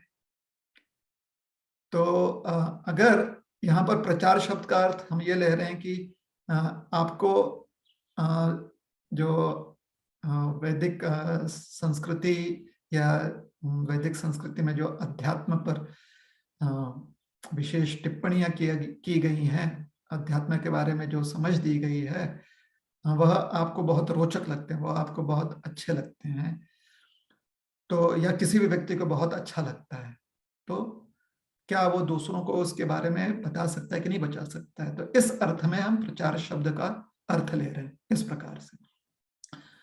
तो हमारी समझ में बिल्कुल बता सकता है, क्योंकि इस ज्ञान से वह अपने जीवन में भी परिवर्तन लाने का प्रयास करेगा, आज नहीं तो कल, कभी ना कभी तो करने का प्रयास करेगा। ज्ञान का यही लाभ होता है कि कभी ना कभी व्यक्ति विचार करता है, कम से कम अगर प्रयास ना भी करे तो प्रयास करने का विचार करेगा वो, और दूसरों को अगर बताता है तो वह व्यक्ति भी अपने जीवन में विचार कर सकता है, या फिर विचार करते हुए प्रयास भी कर सकता है। तो निश्चित रूप से हर व्यक्ति को ज्ञान बांटना चाहिए, और जो स्वयं अपने जीवन में उसे उतार रहा है उस ज्ञान को, वह अपने अनुभव द्वारा उसके बारे में और ज्यादा समझा सकता है। बस इतना ही अंतर है। हरे कृष्ण। हरे कृष्ण, धन्यवाद प्रभु जी। अभी यहाँ ब्रज महिमा माता जी प्रश्न पूछना चाहते हैं, और जो भी भक्त प्रश्न पूछना चाहते हैं कृपया अपना हैंड रेज कीजिए। इस माता जी आप प्रश्न पूछ सकते हैं। हरे कृष्णा प्रभु जी, दंडवत प्रणाम। प्रभु जी मेरे तो 2 क्वेश्चन है। पहला क्वेश्चन, जैसे कि मैंने अभी दीक्षा के बारे में सुना, जब हम जीवन भर में नाम जप करते, सेवा करते, मगर आखिरी समय में शेवट के आखिरी समय में भगवान का स्मरण नहीं हुआ, तो क्या भगवान हमारा स्मरण करेंगे क्या? भगवान नित्य हमारा स्मरण करते हैं, इसके बारे में हमें तनिक भी शंका नहीं होनी चाहिए, और अंत समय में भी भगवान हमारा स्मरण निश्चित रूप से करेंगे। ऐसा ही प्रश्न एक बार श्रीला प्रभुपाद जी से पूछा गया था, तो श्रीला प्रभुपाद जी ने कहा था कि उस समय चैतन्य, अगर आपने जीवन भर भगवान का नाम स्मरण किया हुआ है, सेवा की हुई है, और अंत समय पर किसी प्रकार से आप भगवान का स्मरण नहीं कर पा रहे हैं, तो उस समय भगवान जो है, श्री चैतन्य महाप्रभु जो है, आपके मन में जो है प्रकट हो जाएंगे और आपसे स्मरण करवाएंगे। ऐसा उत्तर दिया गया प्रभुपाद जी ने, तो निश्चित रूप से वह हम जो है स्वीकारते हैं। साथ ही साथ भगवान जो है यह देखना चाहते हैं कि हमारे लिए क्या योग्य है। अगर योग्य यह है कि उस समय भगवान का स्मरण हो, तो भगवान हमारे मन में या किसी प्रकार से भगवान ऐसा प्रयोजन करेंगे कि हमें स्मरण हो जाएगा। और भगवान अगर देखते हैं कि हमारे लिए आवश्यक है कि और एक जीवन हम प्राप्त करें जहां पर थोड़ा सा और भगवान के प्रति मन लग जाए, तो भगवान हमें ऐसे परिवार में और ऐसे एक सुविधा प्रदान करेंगे अगले जीवन में कि बहुत आसानी से हम भगवान का नामस्मरण और सेवा कर सकें, ताकि अगले जीवन के अंत में भगवान का स्मरण हो जाए। तो दोनों हो सकते हैं। प्रभुपाद जी की बात मानते हुए हम यही कहेंगे कि भगवान जो है ऐसा प्रयोजन करेंगे कि हमें उनका स्मरण हो सके, क्योंकि भगवान नित्य हमारा स्मरण करते हैं। वो हमारे हितैषी हैं, हमारे हित में ही कार्य करते हैं भगवान। किंतु अगर आवश्यक पड़े कि हमें और एक जीवन काल प्राप्त हो, पुनर्जन्म हो, तो वह जीवन भी जो है भगवान ऐसा प्रयोजन करवाएंगे कि भगवान के नाम स्मरण में और सेवा में ही जावे। तो हमारे लिए तो कोई भी परेशानी नहीं, क्योंकि हम तो जीवन भर भगवान का नाम स्मरण ही करना चाहते हैं। क्यों? क्योंकि जीवन जब अंत हो जाए तो उसके उपरांत भी भगवान का नाम स्मरण करें और सेवा करें। हम तो यही चाहते हैं कि अभी और आगे के काल में भगवान की सेवा हो। तो इस जीवन उपरांत एक दिव्य शरीर में भगवान की सेवा कर पाए या और एक भौतिक शरीर प्राप्त करके भगवान की सेवा कर पाए, अंतर थोड़ी होता है हमारे लिए। इसलिए ऐसे प्रश्न जो है ना, उसके बारे में चिंतित नहीं होना चाहिए कि जीवन के अंत में होगा कि नहीं होगा। होए तो भी अच्छा है, नहीं होए तो भी अच्छा है। क्यों? क्योंकि हम तो भगवान की सेवा नित्य करना चाहते हैं ना, चाहे इस लोक में हो या परलोक में हो। क्या अगले जीवन में भगवान का विस्मरण होगा? नहीं। क्यों? भगवान कहते हैं नेहाभिक्रम नाशोस्ति। जितना हमने भगवान की सेवा में प्रयास किया है, हमारी चेतना जितनी विकसित हुई है, उसका कभी नाश नहीं होता। तो अगले जीवन में हमारी चेतना आगे ही विकसित होगी, कभी हमारी चेतना जो है और प्रदूषित नहीं हो सकती। जब तक कि हम स्वयं से उसे प्रदूषित ना करना चाहे, चेतना प्रदूषित नहीं होगी। इसलिए निश्चिंत रहना चाहिए। बार बार ये बात इसलिए समझाई जाती है कि अंत समय में भगवान का स्मरण होना चाहिए। क्यों? क्योंकि भौतिक शरीर में रहते हुए थोड़ी सी बाधाएं होती हैं सेवा करने में। जैसे कि भौतिक शरीर थक जाता है, भौतिक शरीर को आराम की आवश्यकता पड़ती है, तो इत्यादि कारणों से भौतिक शरीर में भगवान की सेवा करने में बाधाएं उत्पन्न होती हैं। इसलिए जब हम भौतिक शरीर से मुक्त हो जाते हैं तो भगवान की सेवा में कोई बाधा उत्पन्न नहीं होती। हम निरंतर जो है भगवान की सेवा कर सकते हैं बिना किसी बाधा के। अहेतु की अप्रतिहता सेवा कर सकते हैं बिना किसी बाधा के। तो यही इसलिए जोर दिया गया कि अंत समय पर भगवान का नाम स्मरण करते हुए हमें जीवन मृत्यु के चक्र से मुक्त हो जाना चाहिए। किंतु जो व्यक्ति जीवन भर भगवान का नाम स्मरण कर रहा है, अंत समय में भगवान का नाम स्मरण न हो पाए, तो संभावना है कि ना हो पाए। लेकिन जो जिसने जीवन भर नाम स्मरण किया है, उसकी अभिलाषा तो यही होगी कि हमेशा भगवान का नाम स्मरण ही होते रहे। तो उसके लिए किसी प्रकार की उसके मन में दुविधा नहीं होनी चाहिए ऐसे व्यक्ति की। तो हमें जीवन भर बस भगवान का नाम स्मरण करते रहे। अंत समय में स्मरण होगा नहीं होगा, भगवान जो है हमें करने देंगे नहीं करने देंगे, ऐसे शंकाएं उत्पन्न नहीं करनी चाहिए। बस विश्वास ये रखना चाहिए कि भगवान जो करते हैं हमारे लिए वो हमारे हित में ही होता है। कभी भी भगवान हमारे साथ कोई अनर्थ नहीं करेंगे, यह श्रद्धा हमारी होनी चाहिए। ठीक है।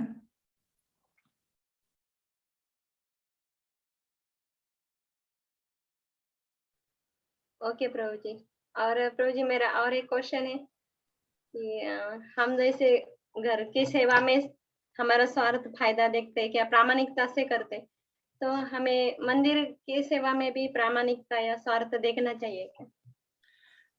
घर की सेवा में स्वार्थ, मंदिर की सेवा में स्वार्थ, ये दोनों ही स्वार्थ जो है हमारे लिए या तो लाभदायी हो सकता है या हानिकारक हो सकता है।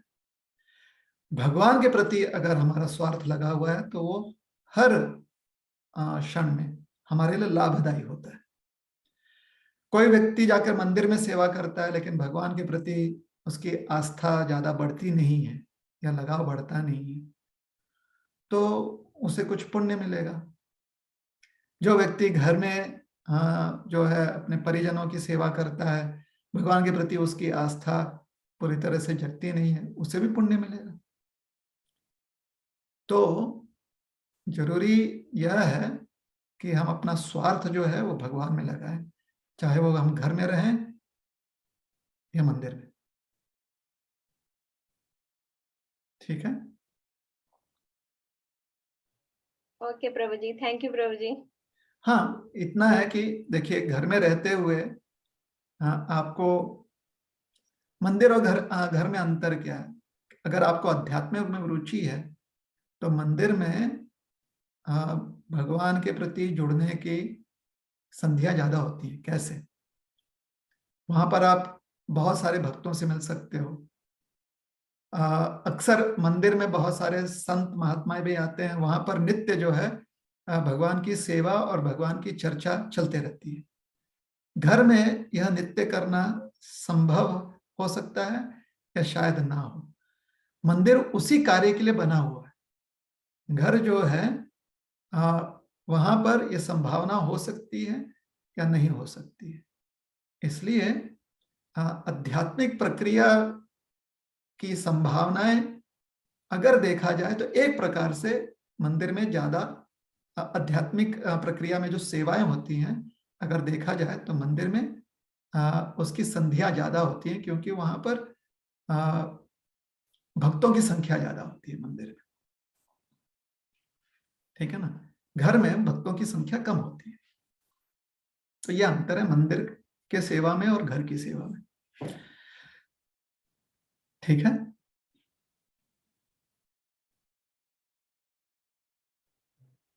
ओके प्रभु जी, हरे कृष्णा, धन्यवाद। हरे कृष्ण। हरे कृष्णा। और भी जिन भक्तों को प्रश्न पूछने हैं कृपया अपना हैंड रेस कीजिए ताकि आपको अवसर मिले प्रश्न पूछने का। और तब तक मैं फिर गूगल फॉर्म से प्रश्न पूछता हूँ। आनंद प्रभु पूछ रहे हैं कि ईश्वर ने ये दुनिया क्यों बनाई?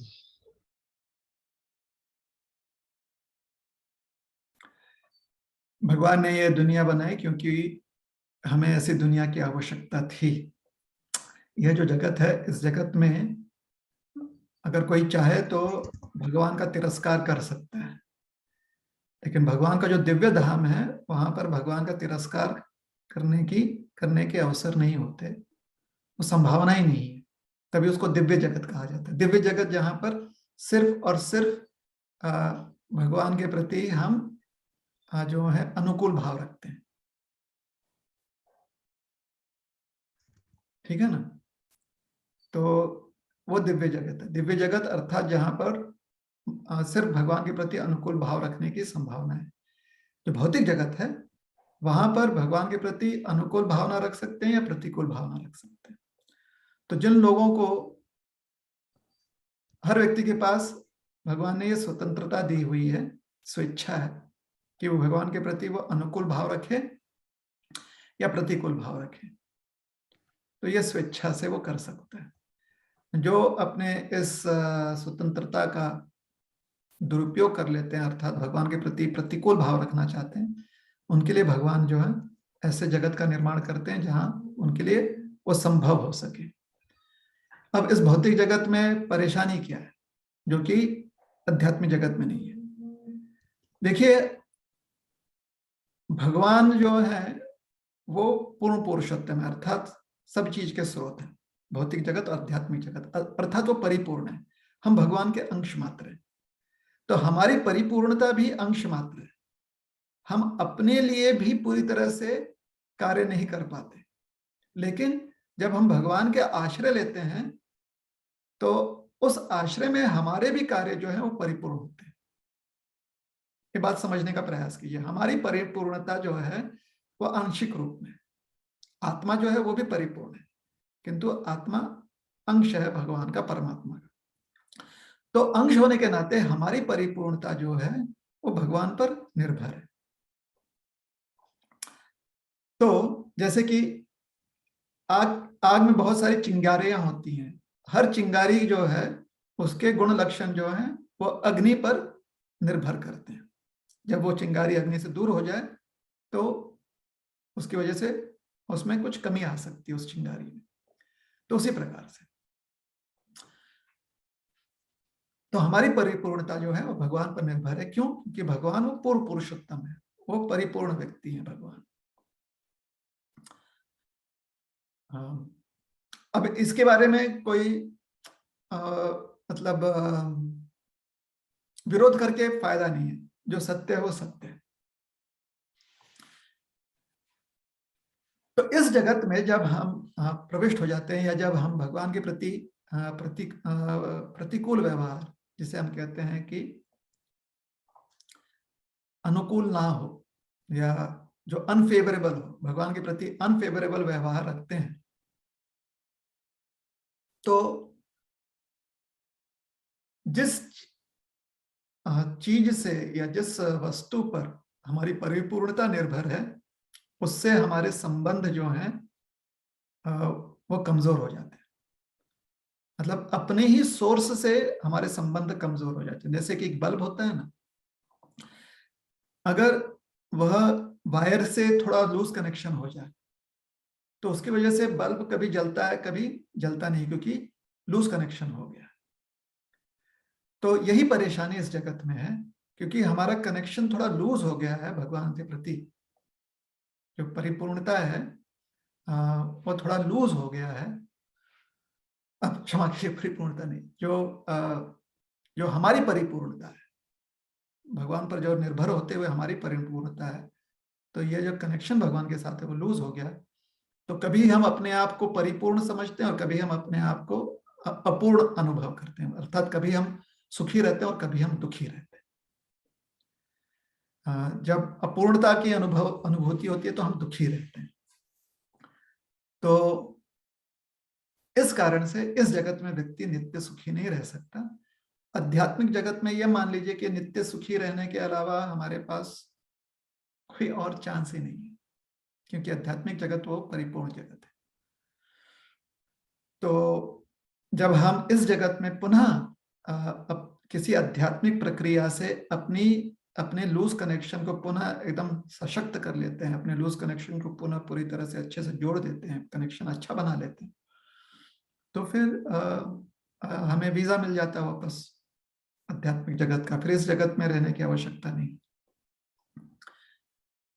ठीक है, क्योंकि इस जगत में जगत का स्वरूप ही ऐसा है कि यहाँ पर सुख और दुख दोनों है। तो यहाँ पर कुछ ना कुछ अपूर्णता रह जाती है। अगर व्यक्ति पूरी तरह से भी आध्यात्मिक हो जाए तो शरीर उसको जो है अपूर्ण करता है। कैसे? ये शरीर जो है कभी ना कभी मरेगा। अब उसके बाद क्या करेंगे? या तो आपको मुक्त होना है, पुनर्जन्म लेना है ना?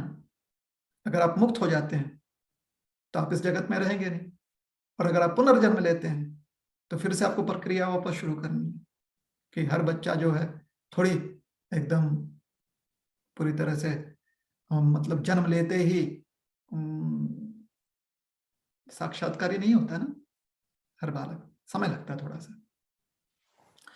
तो यह कारण है कि इस जगत में अपूर्णता रह जाती है।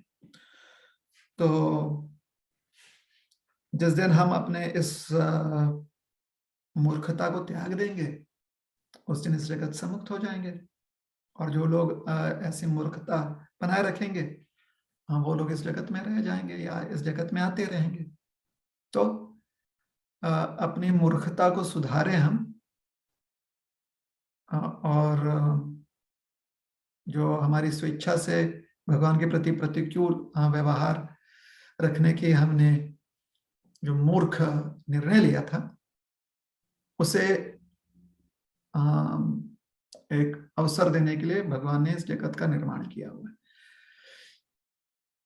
हाँ, इसके पूर्व पूरी तरह से हमें समझाने का प्रयास किया गया था कि हम इस जगत में ना आवे, इसका प्रयास किया गया था, किंतु क्या करें, उस प्रयास में वो प्रयास काम नहीं कर पाया हमारे लिए। हमने अपनी स्वेच्छा को पूरी तरह से प्रतिकूल स्वरूप में ही व्यक्त किया, तो अब यहाँ पर इस जगत में, ठीक है। और आप स्वयं अपने जीवन में देख लीजिए, कितना भी व्यक्ति कहे कि हाँ मैं बहुत जो आध्यात्मिक हूं, क्या 24 घंटे पूरे जीवन भर वो आध्यात्मिक रह पाता है? नहीं ना। तो ये संसार का स्वरूप है, कहीं ना कहीं अपूर्णता होती है। तो कोई साधना करते हुए, आध्यात्मिक प्रक्रिया करते हुए प्रयास हम करते हैं कि 24 घंटे आजीवन जो है हम नाम सेवा, नाम स्मरण करते रहें, या जितना संभव हो हम करते रहें, ताकि जीवन के अंत में हमारे पास एक ही संधि रह जाए, एक ही हमारे पास विकल्प रह जाए कि हम इस संसार से मुक्त हो जाएं। हरे कृष्ण।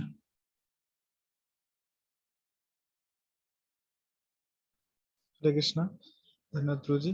अगला प्रश्न यहाँ पे काव्या मुले माता जी का है। वो पूछ रहे हैं कि हरे कृष्णा प्रभु जी, after death and before getting the next body, what happens to soul? What process does it go through? मृत्यु के उपरांत और दूसरा शरीर प्राप्त होने के पहले क्या होता है? जो आत्मा होती है वो किस किस अवस्थाओं से बीतती है या जाती है? तो उत्तर यह है कि जो भी आवश्यक हो अगले जीवन में हम अपने इंद्रियों का प्रयोग कर सकें, उसके लिए जो भी आवश्यक हो, या पिछले जीवन में अगर कुछ हमने ऐसा कर्म किया है जिसका हमें दंड मिलना चाहिए, तो दंड स्वीकारने के लिए जो भी आवश्यक हो उस अवस्था में आत्मा को डाला जाता है। अगर आत्मा के अगले शरीर प्राप्त करने के पूर्व किसी और शरीर में या किसी और अवस्था में उसे दंड ग्रहण करने की आवश्यकता है, तो वहां पर आत्मा को ले जाया जाता है। और ऐसे वर्णन जो है कभी कभी पुराणों में दिए गए हैं, विशेष करके गरुड़ पुराण में। और अगले जीवन के लिए जो उसे प्रशिक्षण प्राप्त करना है, मानिए कि अगला जीवन जो है किसी पशु का प्राप्त है, तो उस पशु जीवन में अपने इंद्रियों का प्रयोग कैसे करना है, उसके लिए जो प्रशिक्षण प्राप्त करना है, तो उस प्रशिक्षण के लिए फिर उन्हें जो है संधि दी जाती है। उस प्रशिक्षण प्राप्त करने के लिए ऐसी अवस्था में उसे रखा जाता है आत्मा को। तो जो भी आवश्यक हो अगले जीवन के लिए, तो इन दो चीजों पर निर्भर करता है। एक, क्या पिछले जीवन का जो कर्म है ऐसे कर्म है जिसका दंड मिलना आवश्यक है, तो उसके लिए उस अवस्था में आत्मा को भेज दिया जाता है और उस स्थान पर आत्मा को भेज दिया जाता है। और दूसरा, अगले जीवन के लिए कुछ प्रशिक्षण प्राप्त करने की आवश्यकता है, कुछ ट्रेनिंग की आवश्यकता है, तो उसके लिए वैसी अवस्था में आत्मा को भेज दिया जाता है। तत्पश्चात उसे अगला जन्म प्राप्त होता है किसी योनि में। ठीक है। क्योंकि अंग्रेजी में प्रश्न पूछा गया था इसलिए इंग्लिश में भी उत्तर दे देते हैं। So before you get your next birth and after you've finished your present life, if the soul needs to be in a place where one gets certain punishment for the activities that one has done in this present lifetime, then the soul goes to such places and gets a body or gets a situation or is in a situation where one gets that punishment. And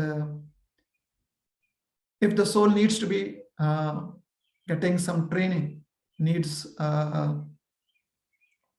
some practice about how to use one's senses in one's next birth, next life, then for that, the soul is given a particular body or is placed in a particular situation where the soul gets to practice that kind of life. And then the soul gets the next body. So there are two conditions through which the soul may have to go through. As I said, may. It is not necessary that the soul will always, but there are two situations, two conditions which may make the soul go through a particular situation in a particular place in a particular body between two lives in a particular species, between this lifetime and the next life in another species. What are those two conditions? The first condition is if there is any punishment that has to be gotten for the activities that one has done in this lifetime, and those punishments have not been given in this lifetime, then those punishments would be given after one's death in this life. So that is one condition. And secondly, if one has to be trained for using one's senses in the next life, in that particular species. So is it possible that one can directly go to another species? Definitely it's possible. If one is going to be using if one already knows how to use one's senses or already the facility of using one's senses in the next life is there, then one can immediately go to the next birth in another species of life. Or if there is no punishment needed to be undertaken in another place, then one can immediately go to another life. In that lifetime, in the next birth that one has, certain punishment of previous lifetimes can also come. So not all punishment is given between two lifetimes. दूसरे जीवन में जब हम प्रविष्ट होते हैं तो ऐसा नहीं है कि हमारे सारे पिछले जन्मों के कर्म फल जो हैं उसके दंड हमें प्राप्त हुए हैं। कुछ कर्म फल पिछले जन्मों के ऐसे होते हैं जिसका दंड हमें अगले योनि में मिलेगा। तो अगले योनि में जब हम जन्म लेते हैं तो कुछ कर्म फल के दंड वहां पर होते हैं, मिलते हैं। और जो भी हमें लाभ मिलना है, जो भी हमने पुण्य किया हुआ है, जो भी हमें रिवॉर्ड्स मिलना है, वो हमें अगले जीवन में मिलते हैं। तो अगर हमारे इस जीवन में खाली हमारे पास रिवॉर्ड्स हैं, खाली लाभ है, पुण्य है, तो अगले जीवन में वो हमें प्राप्त हो जाएंगे, कहीं और बीच में जाने की आवश्यकता नहीं है। So if we are only going to receive the benefits of our good actions, pious activities, pious reactions, then that is all that we have from this lifetime. Then we get birth immediately in another species of life where we enjoy those rewards. ठीक है, तो फिर से संक्षिप्त में समझाते हैं। इस जीवन का जो दंड है वो इस जीवन में मिल सकता है, इस जीवन के मृत्यु के बाद किसी अन्य स्थान पर एक अन्य शरीर में मिल सकता है, और फिर उसके बाद जब दूसरे योनि में हमारा जन्म हो तो उसमें भी मिल सकता है, या तीनों प्रकार से मिल सकता है। साथ ही साथ अगले योनि में अगर हमें अपने इंद्रियों का प्रयोग करने के लिए फिर से जो है प्रशिक्षित होने की आवश्यकता है, तो बीच में दूसरे योनि में जन्म लेने के पूर्व हमें एक ऐसे स्थान में, एक ऐसे शरीर में वो प्रशिक्षण प्राप्त होता है। और अगर हमारे इस जीवन में खाली हमारे पास पुण्य कर्म के ही फल है, तो सीधे हमें अगले जीवन में, अगले योनि में जन्म मिलता है, जहां पर हम उस पुण्य का जो सुख है वो प्राप्त कर सके। इसी चीज को अंग्रेजी में बताते हैं, whatever activities we have performed, if the reactions are in the form of punishment, those punishments can come to us in this lifetime, or some of those punishments would be after our death, when we have to go to a different place in a different body where those punishments are given, and then after that we get birth in another species where some of the punishments of the previous lifetimes will be given to us, or it can be a combination of all three. And if we need to be trained how to use our senses, what kind of eating, sleeping, mating, defending we have to do in the next life, then that is given to us in a different place, in a different body after our death in this life. If we only have rewards from this lifetime, then we immediately get birth in another species where we enjoy those rewards. So the rewards are enjoyed in this life, and if there are some rewards that are meant to be enjoyed in another life, then we immediately get birth in that life. So this is, in brief, how the law of karma works after death. तो ये संक्षिप्त में था कि किस प्रकार से कर्म और कर्म फल के जो नियम हैं वो मृत्यु उपरांत कैसे कार्य करते हैं। हरे कृष्ण। जिन जिन लोगों ने प्रश्न पूछा है, अगर उनके और अपने अभिव्यक्ति जो है या अपनी प्रतिक्रिया जो है वो दे रहे हैं तो अच्छा रहेगा।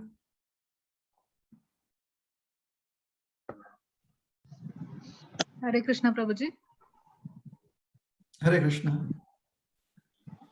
प्रभु जी, इसी कॉन्टेक्स्ट में एक रिलेटेड क्वेरी है। एक लेक्चर में मैंने सुना था कि वैष्णव परिवार में जो बच्चे जन्म होते हैं उन्हें बचपन से ही भक्ति प्राप्त होती है। तो गीता में जैसे कहा है कि किनकी भक्ति थोड़ी बहुत अधूरी रह जाती है तो उन्हें अच्छे परिवार में जन्म मिलता है ताकि वो भक्ति अपनी कंप्लीट कर सके। तो अगर हमें इस जन्म में इतनी लेट हम भक्ति में आए हैं, इसका अर्थ ये है कि हमने पिछले जन्म में या तो भक्ति नहीं की थी या फिर बहुत कम की थी। क्या ये इंटरप्रेट किया जा सकता है क्या? प्रश्न ये है कि इस जीवन में अगर हम भक्ति में लेट आए तो क्या इसका अर्थ है कि पिछले जीवन में हमने कम भक्ति की थी, या कुछ और कारण भी पिछले जीवन का हो सकता है। देखिए, फिर से जिस संदर्भ में आपने प्रश्न पूछा है ना, उस संदर्भ क्या है? संदर्भ यह है कि अगर आप वैष्णव परिवार में जन्म लेते हो तो इसका मतलब है कि आपको भक्ति करने की संधि प्राप्त होती है। तो इस संदर्भ में जो आप प्रश्न पूछ रहे हैं वो जो है जुड़ा हुआ नहीं दिख रहा है ना? तो ये दो अलग अलग प्रश्न हो गए, या एक जो है आपने खाली एक चीज बताई है और फिर आपने एक प्रश्न पूछा। तो इसके ऊपर ये आप थोड़ा विचार कीजिएगा और हम उसी प्रकार से उत्तर देने का प्रयास करेंगे। दोनों को हम कंसिडर करेंगे, दोनों के बारे में हम कुछ ना कुछ कहेंगे। तो पहला, वैष्णव परिवार में अगर कोई जन्म लेता है तो उसे उस परिवार में जो वैष्णव प्रणाली है उसके अनुसार वह अपने जीवन में वैष्णवता जो है वो ग्रहण कर सके, उसकी संधि प्राप्त होती है उस व्यक्ति को। किंतु उसकी स्वेच्छा से वो उसे कर सकता है या नहीं कर सकता है, ऐसा नहीं कि क्योंकि संधि प्राप्त है तो वो करेगा ही, लेकिन संधि प्राप्त होती है। तो ये बात स्पष्ट है। कभी कभी हमको लगता है कि अच्छा, वैष्णव परिवार में जन्म लिया तो इसका मतलब है कि वो पिछले जन्म का कोई श्रेष्ठ वैष्णव है और इस जीवन में तो वैष्णव ही रहे। ऐसी बात नहीं है। संधि प्राप्त है, एक मौका मिला हुआ है। अब उस मौके का क्या लाभ लेते हैं वो हमें देखना पड़ेगा। आगे चलकर वो क्या करते हैं उससे पता चलेगा कि वो उस संधि का मौके का लाभ लिया या नहीं लिया। हाँ, ये बात भगवान जरूर कहते हैं कि क्योंकि आप जो आध्यात्मिक सेवा करते हो उसका कभी नाश नहीं होता है, तो आगे विकास करने के लिए आपको वैसा जो है जन्म मिलेगा कि आगे आप अपना और अपनी चेतना का आप और विकास कर सको, तो आपको वैसी संधि मिलेगी। ये भगवान बताते हैं। उसका कारण क्या है कि उसका नाश नहीं होता। नेहाभिक्रमो नाशोऽस्ति प्रत्यवायो न विद्यते। अब आध्यात्मिक क्रिया में जितनी भी आपकी चेतना का विकास होता है, आपकी चेतना में जो परिवर्तन आता है, मतलब आपकी चेतना जितनी आध्यात्मिक हो जाती है, वह चेतना जो है वो कभी प्रदूषित, पुनः और प्रदूषित नहीं होती, उसके आगे विकास करेगी। तो आगे विकास करने के लिए संधि मिलेगी आपको। अब उस समय पर जब संधि मिलती है आगे विकास करने के लिए, उस समय आप अपनी चेतना को फिर से प्रदूषित करते हो या अपनी चेतना को शुद्ध करते हो, ये आपकी स्वेच्छा पर निर्भर करता है। ठीक है, अगर आप अपनी चेतना को शुद्ध करना चाहते हो तो जितना विकास हुआ है उसके आगे और विकास होगा। लेकिन अगर आप अपनी चेतना को पुनः प्रदूषित करना चाहते हो तो जितना विकास हुआ है वो पुनः फिर आवृत हो जाएगा, वो फिर से आप इग्नोरेंस में, अज्ञान में चले जाओगे। तो ये बात समझनी चाहिए। हमें कोई चीज हमारी चेतना में डाली नहीं गई है। जब चेतना का विकास कहा गया तो इसका मतलब है कि जो आवरण आ गया था वो आवरण हट रहा है। भक्ति पहले से, जीव की चेतना हमेशा से कृष्णमय रहती है, किंतु उस पर आवरण है, उसके ऊपर एक कवरिंग आ चुका है। ये बात ध्यान रखिए, अज्ञान का कवरिंग, अज्ञान का आवरण है। तो यह सिद्धांत समझना आवश्यक है। नहीं तो कभी कभी क्या लगता है कि हमें कि भक्ति कोई नई चीज हम अपने भीतर डाल रहे हैं। हम अपने भीतर भक्ति कोई नई चीज नहीं डाल रहे हैं, हम अपने भक्ति को पुनः उजागर कर रहे हैं। We are reawakening our consciousness as spirit soul. ठीक है, तो ये पहली बात हो गई कि वैष्णव परिवार में जन्म लेने से उसे एक संधि प्राप्त है। अब वो किस प्रकार से उस संधि का प्रयोग करता है वो आने वाले उसके कर्म बताएंगे हमें। ठीक है, सिर्फ जन्म लेने से सब कुछ सिद्ध नहीं हो जाता। हाँ, उसके कर्म और उस जीवन काल में मृत्यु के समय उसकी चेतना कैसी है वो इस बात को दर्शाएगा कि उस व्यक्ति ने कितना उस संधि का लाभ लिया। तो ये पहली बात हो गई। अब दूसरी बात, हम भक्ति में इस जीवन में लेट आए हैं, तो क्या अगले, इसका अर्थ है कि पिछले जीवन में हमने उससे बहुत कम भक्ति की? ऐसा हम निर्णय नहीं लगा सकते। भक्ति में लेट आए नहीं आए, ये जो है ये महत्वपूर्ण नहीं है। हम आने के बाद अपने आप को कितना भक्ति में रखने का प्रयास कर रहे हैं, कितना हम अपने आप को भगवत में रखने का प्रयास कर रहे हैं, ये महत्वपूर्ण है। क्यों? क्योंकि जब जीवन का अंत होगा उस समय हम भगवान का स्मरण कर पाएंगे कि नहीं कर पाएंगे, ये इस बात पर निर्भर करता है कि हमारी चेतना कितनी भगवतमय हो चुकी है, कितने हम कृष्ण कॉन्शियस हो चुके हैं, गॉड कॉन्शियस हो चुके हैं। इस पर निर्भर करेगा कि अंत समय पर हम भगवान का स्मरण कर पा रहे हैं कि नहीं स्मरण कर पा रहे हैं। ठीक है, तो इस जीवन में कब हम भक्ति में आए हैं इससे कोई अंतर नहीं पड़ता। हाँ, खाली इतना ही अंतर पड़ता है कि हमारे आसपास के लोग जो हैं वो कहेंगे कि तुम सीनियर हो, तुम जूनियर हो, इतना ही अंतर पड़ता है। तो ऐसे भेदभाव में हमें पढ़ना नहीं है। ये एक प्रकार का ये भेदभाव जो है ना वो रेसिज्म है। तो ऐसे रेसिज्म में हमें पढ़ना नहीं चाहिए। हाँ, इस जो है कौन वरिष्ठ है कौन थोड़ा सा कम है, ये शिष्टाचार की बात है। तो शिष्टाचार को रखते हुए कि कहाँ पर किसे पहले प्रसाद के लिए हम भेजें, किसे हम पहले जो है सत्कार करें, ये शिष्टाचार की बात है। लेकिन भक्ति की जहां पर बात आ गई कि किसकी चेतना कितनी भक्तिमय है, भगवतमय है, उसमें अगर हम कहते हैं कि कोई सीनियर है, कोई जूनियर है, कोई जो है, और वो सिर्फ इस बात पर निर्भर करता है कि कितने वर्ष किसने जो है वो क्रिया में बिताया, तो इसे रेसिज्म कहा जाता है। ये जो है ना ये बिल्कुल ही अनुचित है। ये इसका खंडन होना चाहिए और इसके बहुत प्रमाण है। बहुत सारे प्रमाण हैं। प्रहलाद महाराज तो 5 साल की उम्र में जो है भक्त थे। नारद मुनि तो उनसे श्रेष्ठ भक्त हैं। प्रहलाद महाराज के साथ जो है अगर नारद मुनि की तुलना की जाए, श्रेष्ठ मतलब बड़े हैं, तो क्या हम कह सकते हैं? हाँ, नारद मुनि उनके गुरु मान सकते हैं, लेकिन क्या हम कह सकते हैं कि प्रहलाद जो है नारद मुनि से कम भक्ति में है? नहीं, जितने नारद मुनि की भक्ति है भगवान के प्रति, उतनी ही प्रहलाद महाराज की भक्ति भी नारद भगवान के प्रति। तो दोनों ही जो है महाजन माने गए। अगर देखा जाए महाजनों में दोनों क्या नाम आया गया, नारद भी है, प्रहलाद भी है। प्रहलाद महाराज शिष्टाचार को जानते हुए नारद मुनि को हमेशा प्रणाम करते हैं, और शिष्टाचार के अनुसार नारद मुनि हमेशा प्रहलाद महाराज को आशीर्वाद देते हैं। तो ये शिष्टाचार की बात होगी। तो ऐसा भेदभाव नहीं होना चाहिए। क्या ऐसा भेदभाव होता है? होता है। इसलिए स्वयं हमें ऐसा भेदभाव नहीं करना चाहिए। हमारे साथ ऐसा कोई भेदभाव करता है तो हमें उसमें ध्यान नहीं देना चाहिए। हमें ध्यान यह देना चाहिए कि हमारी चेतना भगवान के प्रति कितनी समर्पित है, भगवान की सेवा में हम कितना अपने शरीर, मन और अपने वाचा क्रिया को हम सेवा में लगा रहे हैं, इसमें हमें ध्यान देना चाहिए। तो क्या पिछले जन्म में हमने कम भक्ति की, इसलिए यहाँ पर पिछले जीवन में जो भी भक्ति की, क्योंकि वो अंत समय में भगवान का हम स्मरण पूरी तरह से नहीं कर पाए, इसलिए अगला जीवन मिला। कितनी भक्ति की ये हमें पता नहीं। बहुत संभावना है कि पिछले जीवन में शायद हमने बहुत भक्ति की होगी, लेकिन इस जीवन में किसी कारण से भगवान ने ये सोचा कि ऐसे परिवार में और ऐसे समाज में हमें रखा जाए जहां पर भक्ति में हम, जो आप कह रहे हो ना कि लेट आ गए, तो लेट आ सकते हैं, ऐसी संभावना है। और उसके पीछे बहुत कारण हो सकते हैं, उन कारणों को हम जानते नहीं। हाँ, ये जरूर मान सकते हैं कि पिछले जीवन में जो गलती हमने की कि अंत समय में भगवान का स्मरण करने की क्षमता हम जो है अपने आप में नहीं निर्माण कर पाए, वह गलती इस जीवन में नहीं करना चाहिए। उसके लिए प्रयास कीजिए, बाकी चीजों पर ध्यान मत दीजिए।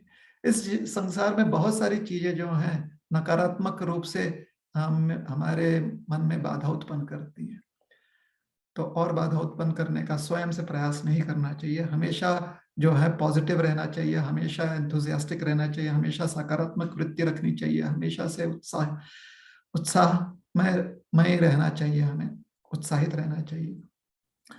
और जहां जहां से प्रोत्साहन मिले, प्रोत्साहन लेना चाहिए। जहां पर भी कोई हमें भयभीत करे तो उस स्थान से हमें बचना चाहिए। प्रोत्साहन का अगर स्थान मिल रहा है और भय भी हमें इस प्रकार से दिखाया जा रहा है जैसे कि जिससे कि हम प्रोत्साहित हो जाए, तो फिर योग्य है। किंतु जहां पर सिर्फ हमें भय दिखाया जा रहा है, जहां पर भेदभाव दिखाया जा रहा है, या शास्त्र के वचनों को हम स्वयं ऐसा समझ रहे हैं कि हमारा तो कुछ नहीं हो सकता, या हम इतने लेट आए क्योंकि पिछले जीवन में हमने, तो ये सब समय व्यर्थ जा रहा है कि पिछले जीवन में कुछ ना कुछ कमी रहेगा, ये समय व्यर्थ जा रहा है। अब सिद्धांत समझ गए ना कि पिछले जीवन में भगवान का हम अंत समय में नाम स्मरण, भगवान का स्मरण नहीं कर पाए, इसलिए यह जीवन प्राप्त है। इतना हमें समझ में आ गया। अब आगे बढ़ना चाहिए इस जीवन में, बाकी चीजों पर ध्यान नहीं रखना चाहिए कि पिछले जीवन में ये था कि वो था कि ऐसा था कि वैसा था। ठीक है, हाँ, बातचीत में कभी कभी आप कह सकते हो, लेकिन इन चीजों का मन पर प्रभाव नहीं पड़ने देना चाहिए कि अरे इसके कारण से हो सकता है कि उसके कारण से हो सकता है। जितना समय आप इन चीजों के विचार करने में डाल रहे हो, ये सारा समय व्यर्थ जा रहा है। मानव जीवन बड़ा ही अनमोल है, पता नहीं कब हमारा अंत समय आएगा। ऐसा ना हो कि अंत समय में इन्हीं विचारों में फिर से हमारा अंत समय आ जाए। उससे अच्छा है कि हम जो है भगवान के नाम जप में अपना समय बिताएं। हरे कृष्ण कृष्ण कृष्ण हरे हरे, हरे राम राम राम हरे हरे। संक्षिप्त में, अगर कोई वैष्णव परिवार में जन्म लेता है तो निश्चित रूप से उसे एक संधि प्राप्त है। अब उस संधि का प्रयोग कैसे करता है वो उसके कर्मों से हमें पता चलेगा। दूसरी बात, पिछले जीवन में हमारी भक्ति क्या थी नहीं थी, इस पर हमें ध्यान नहीं रखना चाहिए। बस इतना ही समझना चाहिए कि पिछले जीवन में हम भगवान का स्मरण नहीं कर पाए अंत समय में। इस जीवन में हमें भगवान का स्मरण करना है अंत समय में। अंत समय कभी भी आ सकता है, इसलिए आज का समय, अभी का समय, और अगर आगे भी समय मिलता है इस जीवन काल में, तो पूरी तरह से हम कृष्णमय रहें, भगवान का स्मरण करते रहें। हरे कृष्णा। ठीक है जी प्रभु जी, थैंक यू सो मच। हरे कृष्णा जी। जीविका पांडे माता जी, आप अपना प्रश्न पूछ सकते हैं, प्लीज अपना माइक ऑन कीजिए। हरे कृष्णा सर जी, दंडवत प्रणाम। हरे कृष्णा। हरे कृष्णा। हाँ, तो ये मुझे प्रीवियस क्वेश्चन से ही रिलेटेड है मेरा भी क्वेश्चन। एक्चुअली मेरे एक फ्रेंड थे जो पिछले द्वादशी के दिन उनकी अचानक वर्कशॉप में डेथ हो गई। वो भी मेरे उम्र के ही हैं, बचपन से उन्होंने भी भक्ति की है, माला करते थे। तो मुझे ये पूछना था कि अभी इतनी कम उम्र में जो उनकी मृत्यु हुई है, वो अकाल मृत्यु है या फिर उनका समय आ गया था?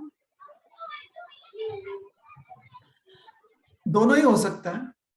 ये तो जो लोग इसमें एक्सपर्ट हैं, जैसे कि यमराज जी का डिपार्टमेंट इसमें एक एक्सपर्ट है, वो निर्णय लगाएगा, या फिर जो साक्षात भगवान परमात्मा के रूप में है, वो निर्णय लगाएंगे कि ये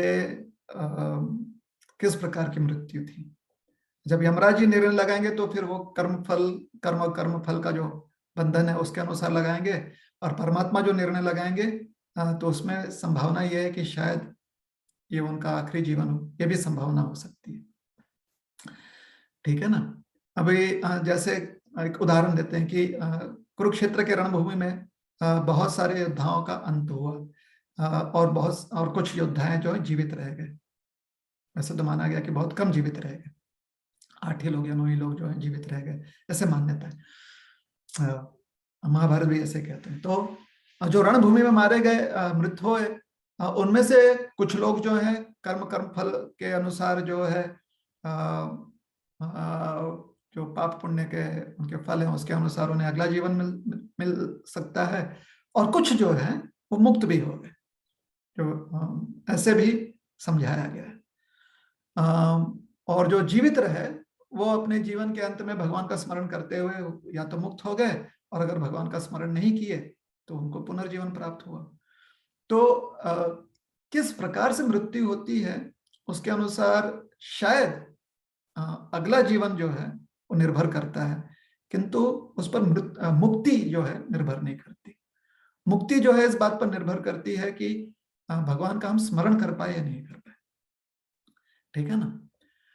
तो क्या उनका जो है अंत वो अकालनीय था या कालनीय था? दोनों ही हो सकता है। ज्योतिष शास्त्र थोड़ा बहुत उसकी तरफ संकेत कर सकता है, थोड़ा बहुत, लेकिन पूरी तरह से ज्योतिष शास्त्र भी नहीं समझा सकता कि अकालनीय मृत्यु थी या कालनीय मृत्यु थी। खाली इतना ही प्रार्थना कर सकते हैं हम कि भगवान जो सबके हितैषी हैं, सबके सुहृत हैं, भगवान वो जो है सब पर अपनी कृपा बनाए रखें, और उन पर भी अपनी कृपा बनाए रखें, और उन्हें अपने चरणों का आश्रय प्रदान करें। ठीक है।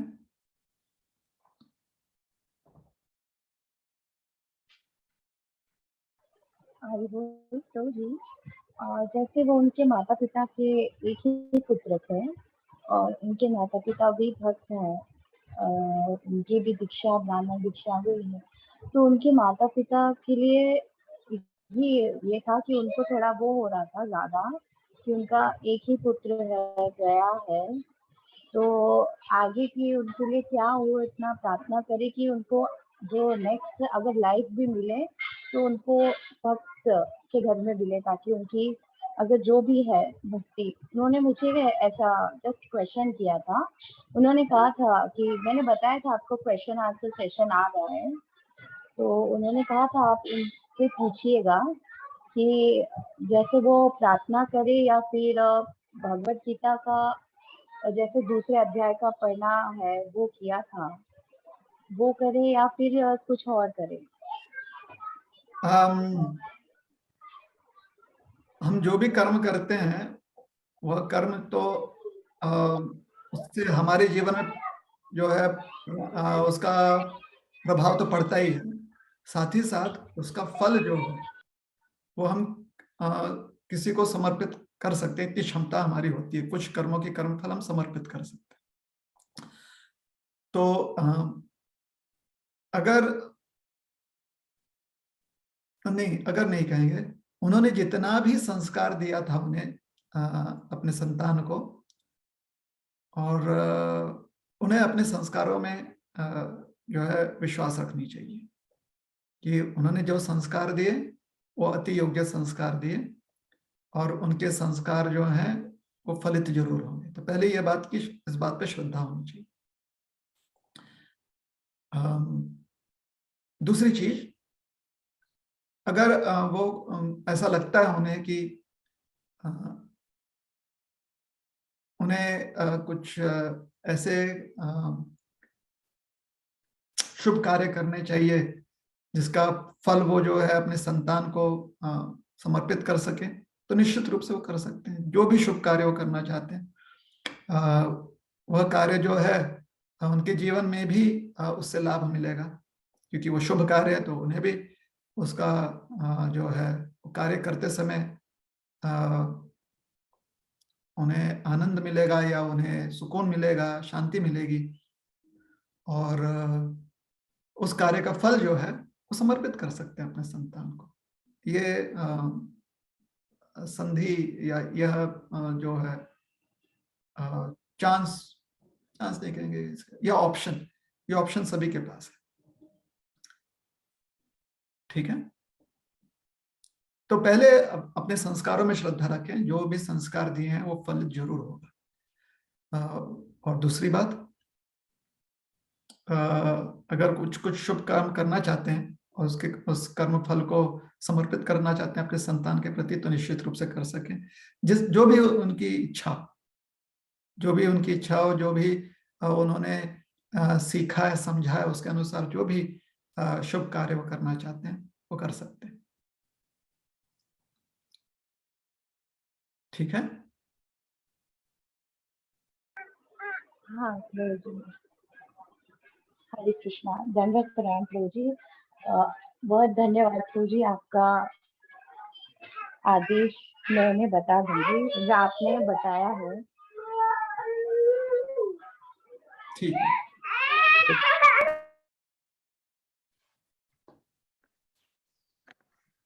हरे कृष्णा, तो हम यहाँ पे रुकेंगे। बहुत बहुत धन्यवाद प्रभु जी।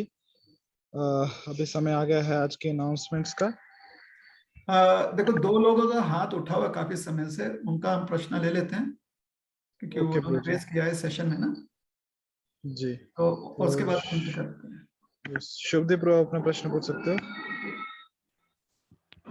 हरे कृष्ण प्रभु जी, दंडवत प्रणाम जी। प्रभु जी, जैसे आप प्रीवियसली बता रहे थे कि जैसे हम लोग को पनिशमेंट जो मिलती है हम लोग बुरे कर्मों के लिए, आइदर दिस लाइफ और आफ्टर मतलब नेक्स्ट लाइफ में भी, तो प्रभु जी ऐसे गीता में भगवान बताते हैं कि आप मेरे शरण में आ जाओ तो आपको आपके जो पाप कर्मों के जो फल है वो मैं पूरे मतलब उनको खत्म कर देता हूँ, और या indemnify such a person against all reactions of sins, ऐसा लिखा हो। तो मैं प्रभु जी ये मान सकता हूँ क्या प्रभु कि अगर हम ये पाथ में चले, कृष्ण कॉन्शियसनेस पाथ में, तो मैं हम लोग का वो पनिशमेंट की जो वो मतलब घट जाती है, ऐसा कुछ मतलब?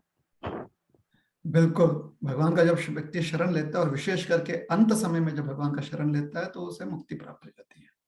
इसमें कोई संदेह नहीं होना चाहिए। मुक्ति अर्थात पुनर्जन्म नहीं होगा उसका। ठीक है जी जी जी। हरे कृष्ण। हरे कृष्ण। आकाश शेट्टी प्रभु, आप अपना प्रश्न पूछ सकते हैं। हाँ प्रभु जी, हरे कृष्णा। थैंक यू, आपने चांस दिया समय होने के बाद भी सवाल पूछने का। तो एक सवाल था प्रभु जी मेरा, अगर साधना में अगर कोई दिक्कतें आती है कुछ, तो इसे हम कैसे समझ सकते हैं कि साधना हमारी अच्छे से चल रही है या नहीं?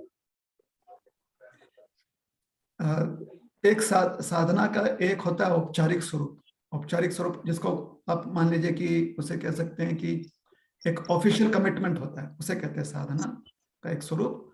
और एक दूसरा स्वरूप होता है, ज्यादा महत्वपूर्ण है, वो हमारे चेतना में परिवर्तन।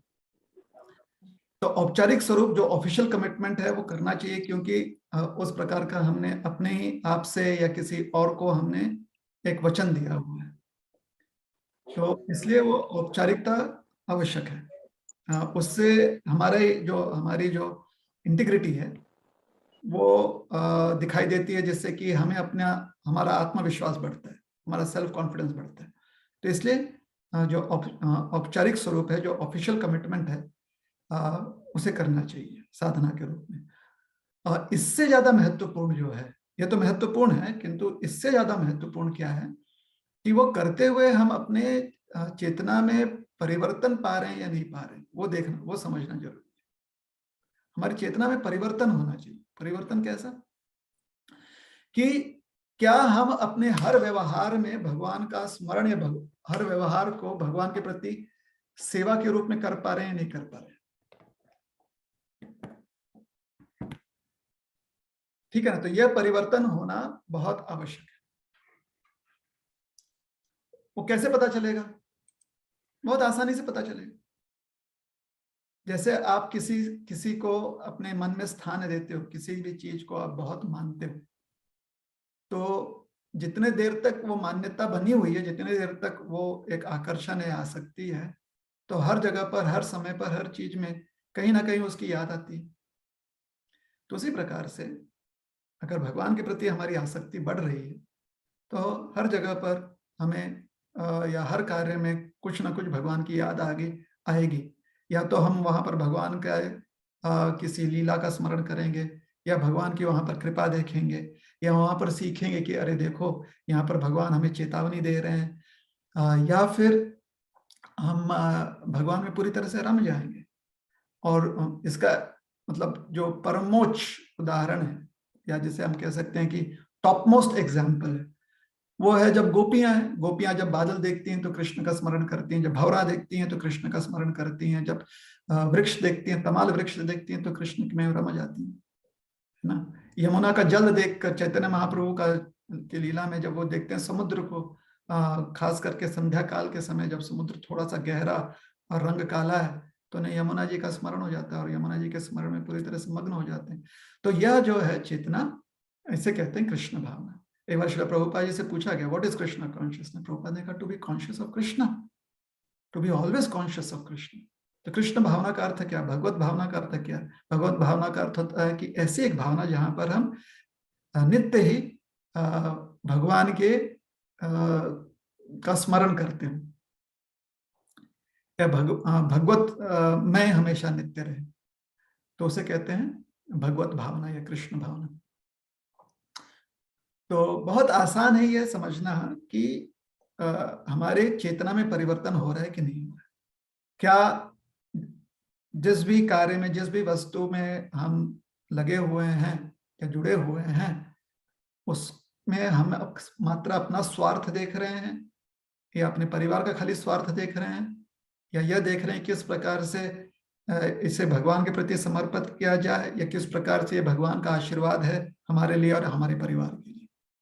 तो किस स्वरूप में हम उसे देख रहे हैं।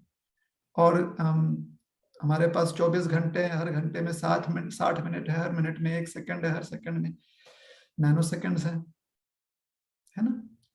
तो क्या हर क्षण इस प्रकार से हम जो है कृष्णमय हो रहे हैं या नहीं हो रहे, कल से अधिक हैं या पिछले साल से अधिक हैं या नहीं, इसके अनुसार हमें समझ में आ जाएगा कि हमारी चेतना में विकास हो रहा है कि नहीं हो रहा है।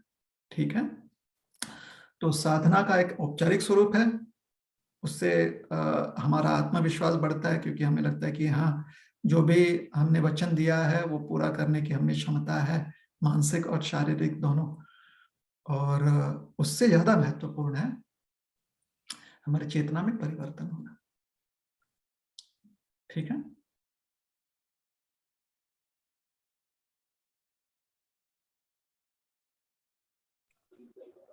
ठीक है प्रभु जी, thank you. Hare Krishna. Hare Krishna. Hare Krishna.